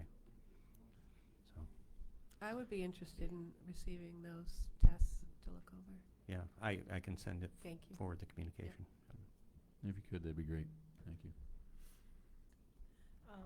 Something that came out of Jill's Brownfield presentation she did back on the 27th, or the 30th, the Sales Avenue. There's wells on Sales Avenue that have PFAS as well. So unfortunately, we're an industrial town, and the mills did a lot of stuff over the years that they shouldn't have been doing, but it's. Well, that would be the big thing, if there's, where is it, if they keep going, which way are they going, but what's the source is the problem. That's gonna be another big issue. Yeah. that there's So multiple- so it was originally that they were testing the ponds where the fire, training was, and if it had the PFAS in it, then they would test the surrounding wells. So that's how it originated. Well, like you say, if there's PFAS at Sales Avenue, It's from somewhere, yeah. there's someone said Williamsville Road, that's at State Avenue, down Litchfield Drive, or Litchfield Road, or whatever. And the other question is it from an actual fire? Where they used it to put a fire out, and it got into the soil there, into the waterway there. So it may be multiple locations that are creating a problem. I thought Brian said it didn't come back, the type of, The PFAS that- initial, Yeah, so the initial communication I saw when I started was that they had anticipated to see this particular PFAS in the groundwater there, and that the test results were not consistent with that type of PFAS, but it was something else. And actually, that's something else was what was going to prompt them to kind of tweak their tests and see what else might be out there. yeah, so that's my thought on the fire. It's something different. I mean, it's like a We've had a lot of big 48. fires. Yeah. We've had a lot of big fires that have destroyed a lot of. one thing I want to circle back to is one of the members of the public had asked if we could open up for discussion to allow further discussion to the public. So I'll entertain a motion to amend the I'll make rules that to allow the motion to public to speak. suspend the rules to have the public speak All right. again. Motion made by Mr. Grandelski, second by Ms. Murphy. All those in favor say aye. Aye. Aye. Opposed? Abstentions? Motion carries. If you could, just state your name and address again, please.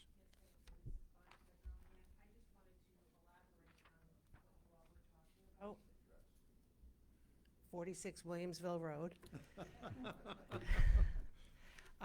Earlier, you had mentioned with the fire academy, what my conversation with the representative that I spoke to at DEP said it was ruled out, that it is not the fire academy, that this is the standard testing that they do in all areas surrounding a fire academy. This is what they've been doing.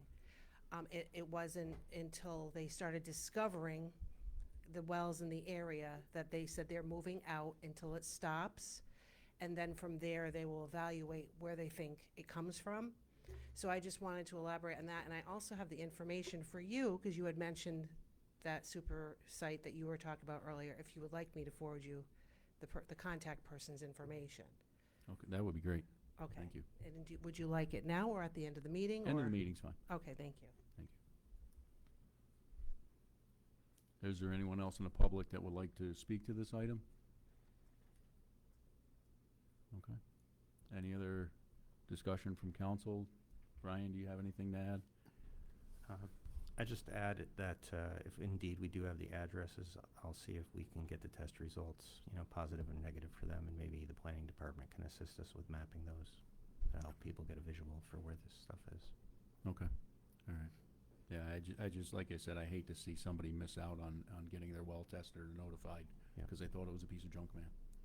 So, Well, I have, I'm sorry, Andy. do you wanna- I had questions too about funding, right? So say they can pinpoint a source after a certain amount of investigation, and that place is long since out of business. Like, who is responsible for that then? that's a question for legal at that point. That's unfortunately, as much as I hate to say it, it's, the biggest thing first is identifying the source, just to make sure whatever it is isn't something that's existing and it's a continuing an issue. Or if they identify the source and realize that there's something buried that's leaking, adding it into the water supply.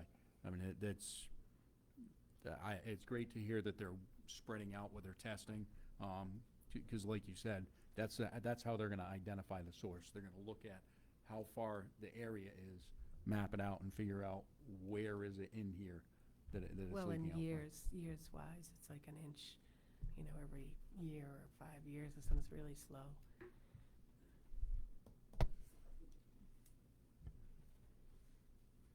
Is it on? Okay. Melissa Frank, 330 State Ave in Rogers. I just had a question too. We're unsure if Goodyear is on, they are on city water? Okay, and I don't know how long they've been on city water because, it could have affected school children before they went on city water. It's just, and my other question is, so if we do find the source, obviously that's a legal question, would Rogers Corp be, held accountable to pay for these? Like the tanks themselves, they have to be replaced every 2 to 3 years. They're big tanks. And they're about $3,000. And that's a lot of money, especially in this economy, I'm sorry. Yes, and you need special testing because these tanks, they said, can grow bacteria. So this is a lot of money on, us. So we're kind of at a loss of what do we do? Do you know what I mean? And we know it's not your fault, the town's fault, but how do we handle this going forward? And, people on fixed incomes, and I'm gonna be drinking PFAS. I can't afford I can't afford it. A lot of us can't. So my question was just, would they be held responsible, once we figure out where the source is? Like I said, that's gonna be a huge legal question. The first thing is gonna be identify the source and identify how many people are impacted by this, and at least get the filtration systems in place now to mitigate exposure at this point, and then the town will have to just keep on DEP just to figure out what's the next step forward. How can we address this issue? I wish I had an answer for everyone tonight, but all we can do, the biggest thing is making sure everyone is aware of it. I thank everyone who reached out to Ed, everyone who came here tonight, because now and also you've got the public listening, so now there's more people. Maybe someone who lives close by in that area, or is one of your neighbors who hasn't had their water tested and then sees this and says, oh, wait a minute, how come my water didn't get tested? So it's coming forward and speaking out. We're so glad and thankful that you've come forward with this. I know myself and I know Ed will too, and other council members will work with the town manager to make sure that we're putting pressure on DEP to make sure we get somewhere with this. And unfortunately, we don't have an answer right now, but it is something we will work with you guys on. How many people do you figure are affected? How many wells do you? Several, because when we all had to get water delivered to our house Right. also, and the water delivery guy we were all becoming friends with, because he said he literally was stopping at every house on State Ave from the four corners, right, in about that area, because it's city water up until like the pond area, if you guys know State Ave. And then the lower Litchfield, that's closer to Pomfret, over there. And then we're on Williamsville, so I don't know how far down Williamsville on our side of the road that it goes, because you've got Lindenwood on the other, that would be city water. But, the water guy said that there's a lot, they were bringing big trucks to deliver water to us. When did this start?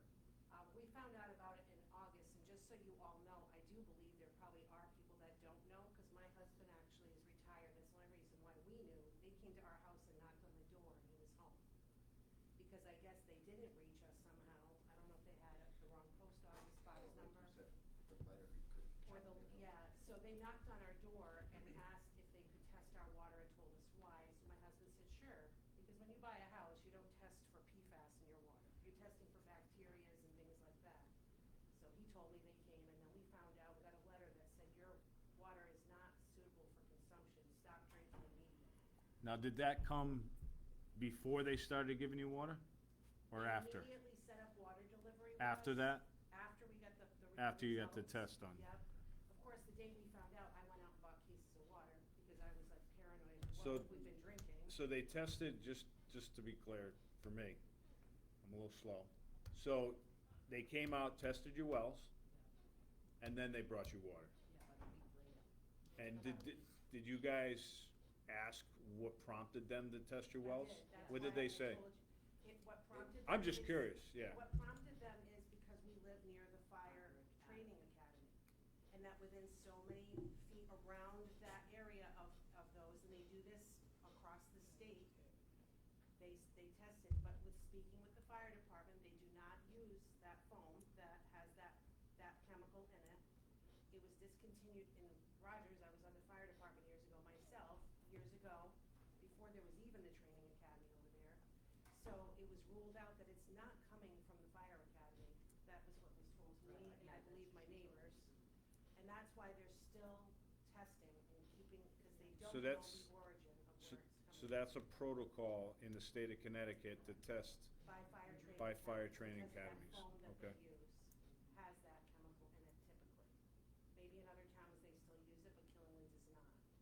Or at least Williamsville doesn't. I think it was all Killingly departments, so, because they all use that training facility. Correct. So,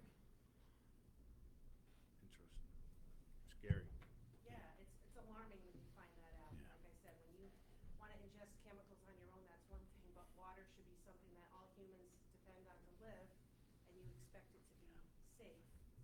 And even looking at your pets and your grandchildren and your children, it's alarming. And then you wonder, oh, well, so-and-so had cancer and he died, and so-and-so had cancer and he died. And then you start looking, how many people in our area are sick, or are there other things going on? I mean, it's a public safety issue and a health issue. It's amazing you don't hear this in the news. I know. We came here first. That's crazy. That's crazy. Sorry.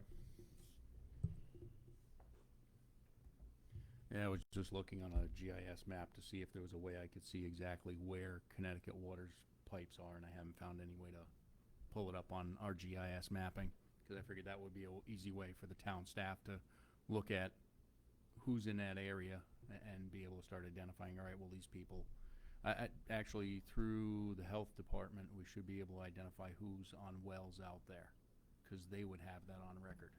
Yeah, So we can figure it out. It's just, the Connecticut water information isn't readily available, or as readily available as you'd like it to be. Yeah, I'm So- realizing that right now. So Jason, you said the Rogers plant is supposedly clean? No, it wasn't the Rogers plant. Okay. It was, if you go, from 101 to Lake Road, to Cotton Bridge Road, down at the bottom of the hill before you cross the bridge to Pomfret. There used to be, I believe it was a strawberry farm, on the left-hand side. And that was the area that was identified as a Superfund site. And I believe it started back in the 80s when they first identified it.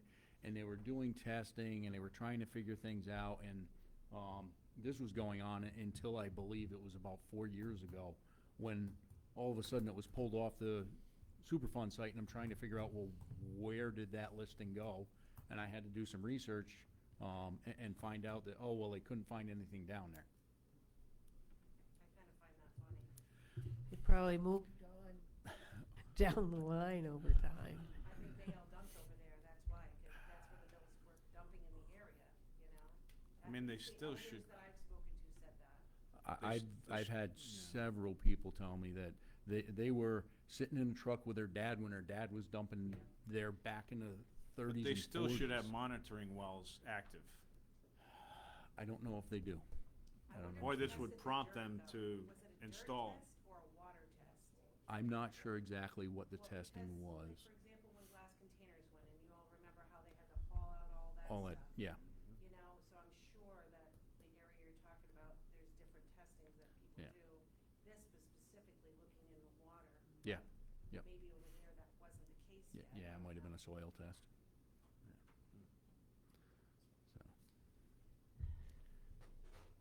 Any other comments, questions from council?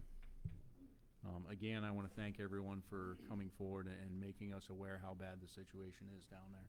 So And- my question, Jason and Brian, really is, so what is our next step? Like, how are we gonna stay on top of it? I would like to see the town work on making sure everyone in that area has been notified. Find out from DEP who they've done, which houses they've done testing on. Find out who they've heard back from, if there's anyone they were unable to reach. And I would encourage everyone in that area to reach out to your neighbors to make sure that your neighbors are aware as well. Sometimes somebody sees somebody strange walk up to your door, you're not gonna answer it. Or you see a call you don't recognize on your phone, you're not gonna answer it. But just word of mouth, try and do what you can to spread it, and we'll do what we can on our end to make sure that everybody was reached and all the testing is done that needs to be done. Yeah, I think we can circle back with DEEP and see what the response rate was, compare that to how many letters they sent out, and then if we need to, we can coordinate with the health district and, post on social media or direct contact if needed to make sure they're aware of Like you said, the the opportunity. labs will have Yeah. definitive test results per property, so Right. they should have a tracking on everything. Big packet like this. Right, but I'm saying that every single person that Yes. potentially Got could be tested, yeah. affected should have that same packet. And if they're, like Jason said, if they're missed, it should be addressed. They should at least, you could work out the monetary difference later, but they should at least have filtration in their house. And did you receive that by mail, or did you say that was hand-delivered to you? No, they came to our house to ask us to test the water. This was mailed to us in a packet, once the results came in, yeah. And we live happily in a very odd spot in town where we have a Dayville, physical address, but we have a P.O. box in Rogers, so I think that was why we weren't getting things, so who knows if there's anybody else in our situation. And could you clarify for me, like, who provided the filtration? It was a company that they subcontract with. I can't remember the name. We'd have to, if you guys remember the name, but DEP themselves works with this company, and so we have, they're out of Stafford. We have the label on our system now in the basement. I'm sorry, I don't have that information with me, but they subcontract out to them. No, it's not right here. What was the contract when they put that system in? I mean, if they come in, did they ask you for permission to put the system in, or they say you need to? We made an appointment. We said, yes, we want the system. But I'm kinda getting at is if they required you to put in that system, then they would be responsible for maintaining that system. They're telling us that they're gifting us the system. We're responsible to maintain it after 1 year. After a year. After 1 year. They guarantee any issues in the first year, which honestly, I don't know how we would know, because our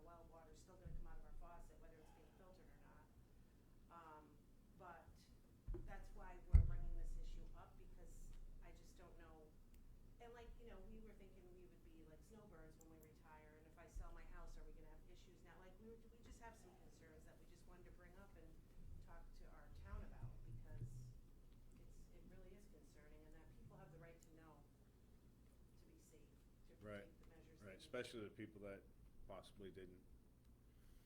You know, how many times you see this, oh, okay, Yeah. what are they trying to get us for money or whatever, some donation? They should have sampled the water after they installed the filter. Well, they did. So We're that- still so drinking that bottled way- water right now. That way you know that the water's potable. Right, we know. Now we know it is. That's, Right. I haven't gotten my results back. We're still drinking bottled water. And It's been you since August. shouldn't have to replace the One, tank. one thing I'm You're gonna just ask, going to be um, replacing the media. No, that's not how these tanks are. That's what I'm trying to tell you. It's very Bru- different.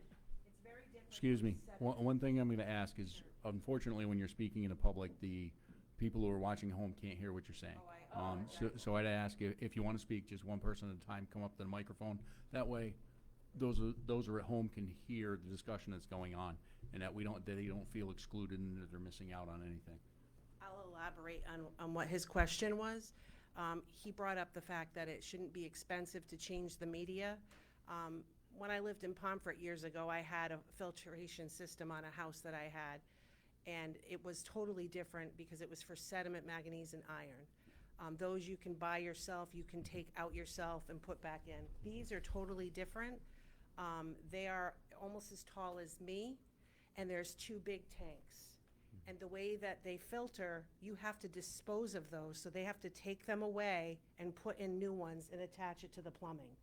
It's not like a screw-on filter, Correct, but there's media inside of them tanks. which is contaminated. That's what filters the water. But they're Yeah, not gonna that's- allow a homeowner to take out contaminated material. Yeah, I agree with exactly, you. yeah. Financially wise, I agree with you, but you're not gonna be able to take out contaminated media. That's not what I'm saying. The If you can just come up to the microphone that way. Appreciate it. Yeah, the homeowner doesn't need to change the media. The filtration company can come and change the media. Okay, that's not that's not a huge expense. You're not replacing the tank. You're just replacing the media that goes in the tank. That's not what they tell us. Well, and that's fine. Every situation's different, but 98% of the time, that's what happens. I've never heard of anybody having to take the tank out of service, replace the tank. They usually take the tank out of service, empty out the media, and then install new media. That's how they usually do that. Correct. Them are the tanks. Correct. So these heads come off, and then you can empty out, and you take the tanks out of service, you discharge the media, then you put new media back in the tank, you screw the head back on, and you reinstall it. I think it's the way the canisters are made. It's a carbon filter. Well, that's- we'll find out, right? Yeah, we have to, Yeah. there's a lot of information. We're just bringing forward what we were Yeah. told, and, you know, Yeah. that's what we were told. We're responsible to maintain it. I- And they have to do that. I've got a question. So we only started testing PFAS in the wastewater 2 years ago. Do we know when this program started in Connecticut? Do we know if the company that is putting in the things is funded by the state for the initial, like, do you have those? Yeah, so I can say it is funded by the state. I don't know when they started it. It sounds like, similar to everybody else, we started testing for this during COVID, right? It kind of rolled out and landed on everybody, and they started developing testing programs and looking at where they're going to test and getting funding in place at the state level to do this. I can find out for you, when that started. Oh, no, I'll do Yeah. that. I just didn't know if you knew No, from not your off the top of my DEP head. off the top of your head. So what my thought is, you're not the only people who are going to find this, because the newer testing, they're going to spread out more and more and more, and it's going to be, oh my God, when it's a fairly new, he's saying 5 years. In my plant, it's 2 years. And I do want to say, one thing that came up a few months ago, was there were some posts on Facebook. Unfortunately, there's some bad actors out in the world where they'll jump on a situation like this and start putting things out, trying to, in a sense, mine your information. And I remember running across when I believe it was Miss George had forwarded it to me, and I had already seen it at that point. And doing some research, you could literally find that exact same ad listed for so many different towns across the U.S. And doing research, it was actually whoever it was putting these ads out were actually fishing for your information. It wasn't an actual legitimate ad. So anyone who's listening at home or anyone who's here in the audience, anytime you see anything like that, always take it with a grain of salt before you start putting your personal information out there online, or even over the phone. Just do what you can to verify that it's a legitimate source that's trying to get your information. Like I said, that was something, it wasn't just I ran across it. Ms. George ran across it too, and it was out there all over the place. And I believe one of them specifically identified Rogers.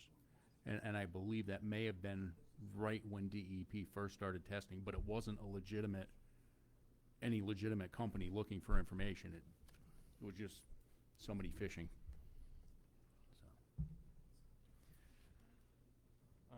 I just have something quick to add for anybody who might be listening or is just here.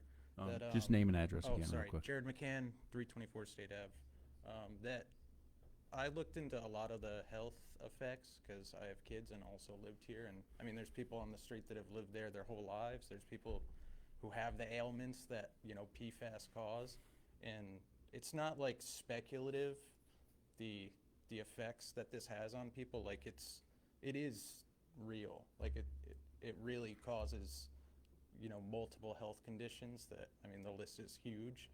But, so, it is something to take seriously. But for my neighbor, she got the notice first, and I was like, I don't really care. Like, they want to test my water? Like, for what? Oh, that's nuts. Yeah, and she got the results. She's like, no, it's like really, really bad. And I was like, what do you mean?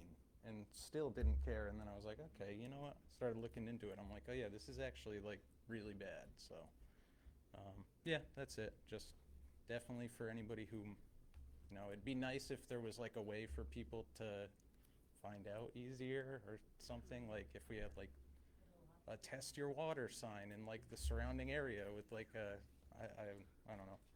But yeah, so hopefully people that need to know will find out soon. Thank you.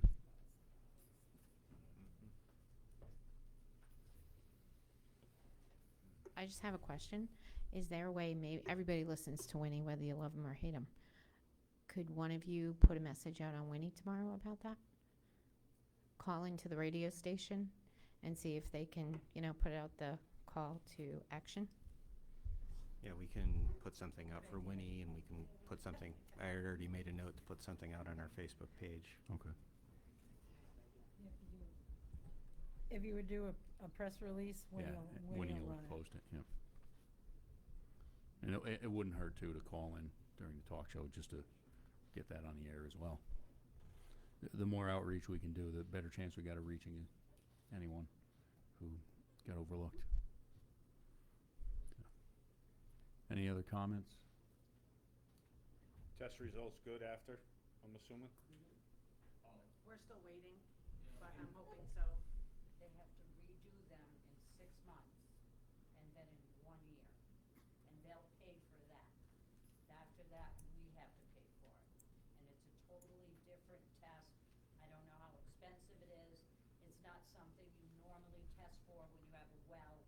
When they put in a new well, that's not what they don't test for that. It's specific. And then we're responsible after that. Mm-hmm. And a copy of our report supposedly went to the town manager. Because it says CC on, and it says everybody that it's sent to. So the information has gone to several people. I wonder which town manager's email they have. Oh, it went to Buddy Conroy, who was the interim town manager. Okay. Yeah. I do know that Jill was aware back in August when this first started, because it came up that it's at a staff meeting end of July, early August. Any other comments? Again, I want to thank everyone for coming forward and raising the awareness on this. And Mr. Grandelski, thank you for adding it to the agenda too. We've got to help or make it aware. That's what I'm doing. We would have had more time, we would have more neighbors here, but. All right. So moving on in the agenda, next item up is council member reports and comments. Ms. Barclay, if you would like to start. From the planning and zoning, new business was a special permit for, the landowner of 53 to 35 Attawagan Crossing Road. The public hearing is going to be on October 20th. It's for a total of an 11-acre site for general commercial for the construction of a 7-Eleven convenience store with fueling for passenger and commercial vehicles. So that's a huge, 11 acres, that's huge. So that public hearing is on October 20th. So that's all from planning and zoning. From the housing authority, their utility van frame is rusted out. It's a 2006. So they're looking at purchasing a new utility van. They're in the pre-development funding grant for the 40 apartments off of Connecticut Ave. They want to hire attorney John Chesolini to work on that. They had a problem with their walk-in freezer. There was some work done, and the damage was due to that work. It's a huge freezer, so they're waiting to see if the insurance company is going to pay for that. And currently, if there's any people that move out from Section 8 housing, they are not allowed to give out any more vouchers because there's no more funding. And they're waiting for CHFA approval for their solar panels. And the solar panels would be on the roofs, and essentially the solar company is renting the roof space. So they would be given a credit on their electric bills. Thank you. Mr. Grandelsky. I didn't attend the conservation meeting, so no report there. At the sewer meeting, it was interesting that DOT is saying that the sewer line in front of the development on Hartford Pike, the Five Guys and whatever, there's a problem with settling over the sewer pipe. They were throwing it back and forth. Eversource has done excavation in there, the gas division, and electrical. So finally they came up, and DOT is saying Killingly is responsible. So the sewer authority is allocating $35,000 to repave a portion of that area. So. That project keeps haunting us. Mr. Gambatista. I just had Agriculture Commission, just talked about the next newsletter and some upcoming programs for next year. Thank you. Mr. Whitehead. We covered the fiscal subcommittee and the personnel, so I have nothing. Thank you. Ms. Murphy. I was unable to go to the sewer meeting, but I went to 2 Board of Education meetings. In the September 9th meeting, they discussed how the new mascot name is Trailblazers. They met with the Historical Society to try and come up with a good logo. As she said, they improved on math and English, and she gave on the 9th, she gave that presentation that she gave today. On October 8th, they decided on Andrea Drake will be the new assistant superintendent, taking Mr. Guillot's position. Let me just see. She talked about a pilot alternative high school program that's going to be part of the Killingly Therapeutic Academy for kids who are close to graduation, but they're having trouble. They're going to experiment with this program, and it's funded through the general ed, the adult education program, so it's not going to cost anything. And, maybe they'll get a new pilot to get people over the hump and graduate. We talked about the access road. Liz Bauman, the art teacher, showcased a presentation. And That's basically it. I mean, Dr. Nash covered everything, so thank you. Thank you. Mr. Curtula. Mr. Palaya pretty much went over the permanent building committee issues, and they had a meeting downstairs tonight. I don't, to try to get some more progress done on things and whatnot. And historic district for Thursday's been canceled. So. Thank you. Ms. Wakefield. All right, so, the rec, board was supposed to meet September the 22nd. They didn't have a quorum. I did meet, with, Bucky, went over some of the stuff from the agenda.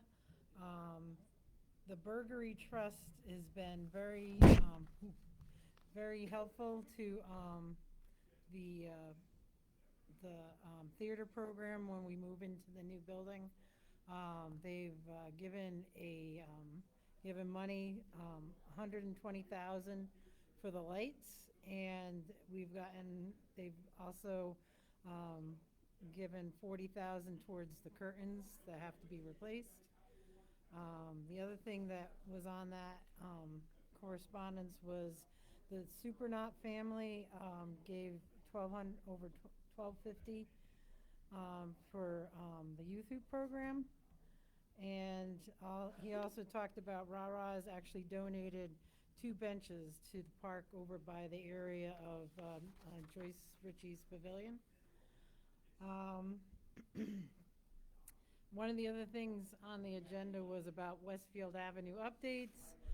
What's not being dealt with by the permanent building is the concession stand.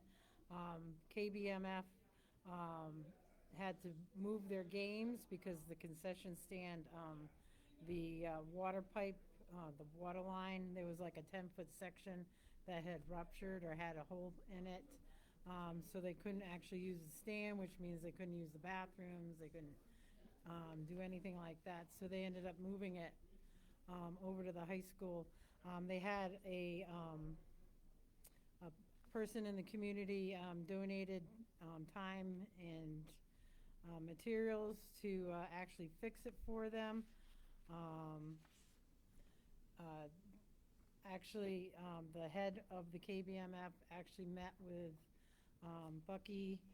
I was bopping into the building at the time, and he's looking to have a better relationship with the town as opposed to what they've had with the school district. They haven't been very good landlords, let's put it this way. And considering that program feeds their football program, you'd think they would be a little bit more helpful. Bucky also went over all of our the programming. Youth Hoop last year, they had almost 400 children involved with that. This year, as of the 26th of September when I met with him, there was over 250 kids had already signed up, and he was expecting them to crack the 400 mark for students. Their instructional class is been getting progressively bigger. That's like to teach like the grade 1 and 2 about basketball and get them kind of used to the basics, so that when it's time for them to actually join a team, they're actually ready to do that. Their exercise classes are almost full. They introduced a new volleyball program this fall, which is totally booked. I had 20 slots that were filled. Learning and Retirement is back meeting at our community center, saying they can't meet at the college anymore. There's 60 to 70 individuals that are going there on a weekly basis for any of the learning and retirement classes and presentations. And the senior movies are continuing on every week, which have the same kind of turnout. They took a charter bus to the Big E. There were 55 people that went on that for the day. And as of the 26th, there were 26 floats set for the Spectacular Parade. And they've been adding to, not only is there going to be the block party in Davis Park, There's also going to be a section that's really developing into quite its own little entity down on Commerce Ave, where other businesses in Killingly that aren't on Main Street can do trunk or treating in that parking lot. And I believe Daly's DJ is going to be down there with, and it's going to be its own little epicenter to kind of bring people from not just the park, but all the way up and down Main Street. That way, businesses at both ends will be able to get something. I also went to Jill's Brownfield presentation. There were several people. One gentleman that showed up was actually from Thompson, and he was interested in the procedures, as Thompson is actually got developers that are interested in doing some mill renovations, and his big concern was that it didn't end up like happening what happened up in Putnam with the lead contamination that ended up widespread there. But it was a good information meeting. That's where somebody from Sales Ave was there. Wanted to know, because ultimately Sales Ave is more than likely that contamination is probably coming from the Prim site. That site is highly contaminated, and it's going to be highly contaminated probably for way longer than the rest of us are going to be on this earth. So, they had a health department representative there that was able to answer some of their questions for them. They were in the same boat as the Gudros, where they're thinking about being winter snowbirds, and how am I going to sell my house, and what's that going to do to my property, my values. So it was nice to be able to give some people some answers to their concerns. I went to the KB Ambulance, had their annual meeting, and they had all their statistics. I had them right here, and I can't find them now. Oh, you know what? I got it underneath this other one. All right. So for the last year, there was over 2,000 BLS transports for the town. Over 2,000 ALS transports. Their transfer service is transferred over 1,200 patients. ALS transports, where they actually have a medic that has to be on board to transport, over 275. So their actual transports, where people didn't turn down, didn't refuse transport, was just under 5,900 transports. They logged in over 80,000 man-hours in the past year.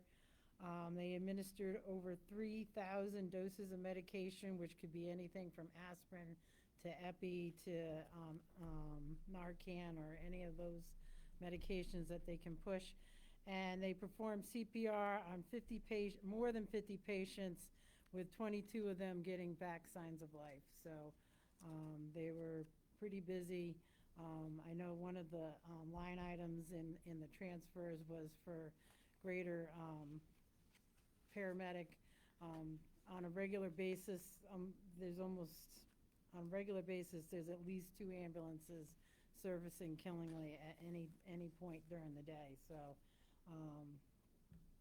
and as a person that works in the rehab after they leave the hospital, what's being discharged back into the community are sicker and sicker residents that are being followed up with at home, and sometimes they just decompensate, and they end up back needing advanced transport. So I also had a chance, because I was out and about at the library checking on something for my granddaughter.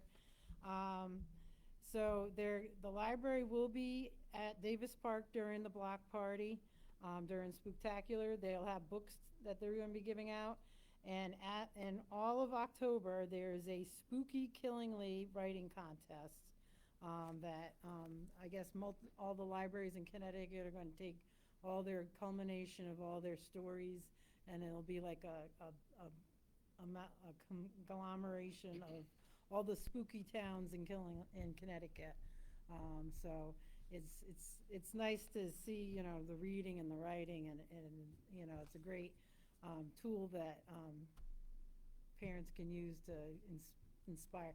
Because I'm not a big fan of Halloween, but there are people that like it. So if you're into know anybody that's into spooky writing spooky stories, the library's got a contest for you.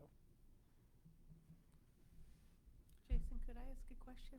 Yes, go ahead. So I missed that meeting, and I wanted to go to it about the brownfields. Do you know what's going on in Valleyville? She's going to give it again tomorrow night at the conservation meeting, Wednesday. I believe, Brian's in on that, Lou.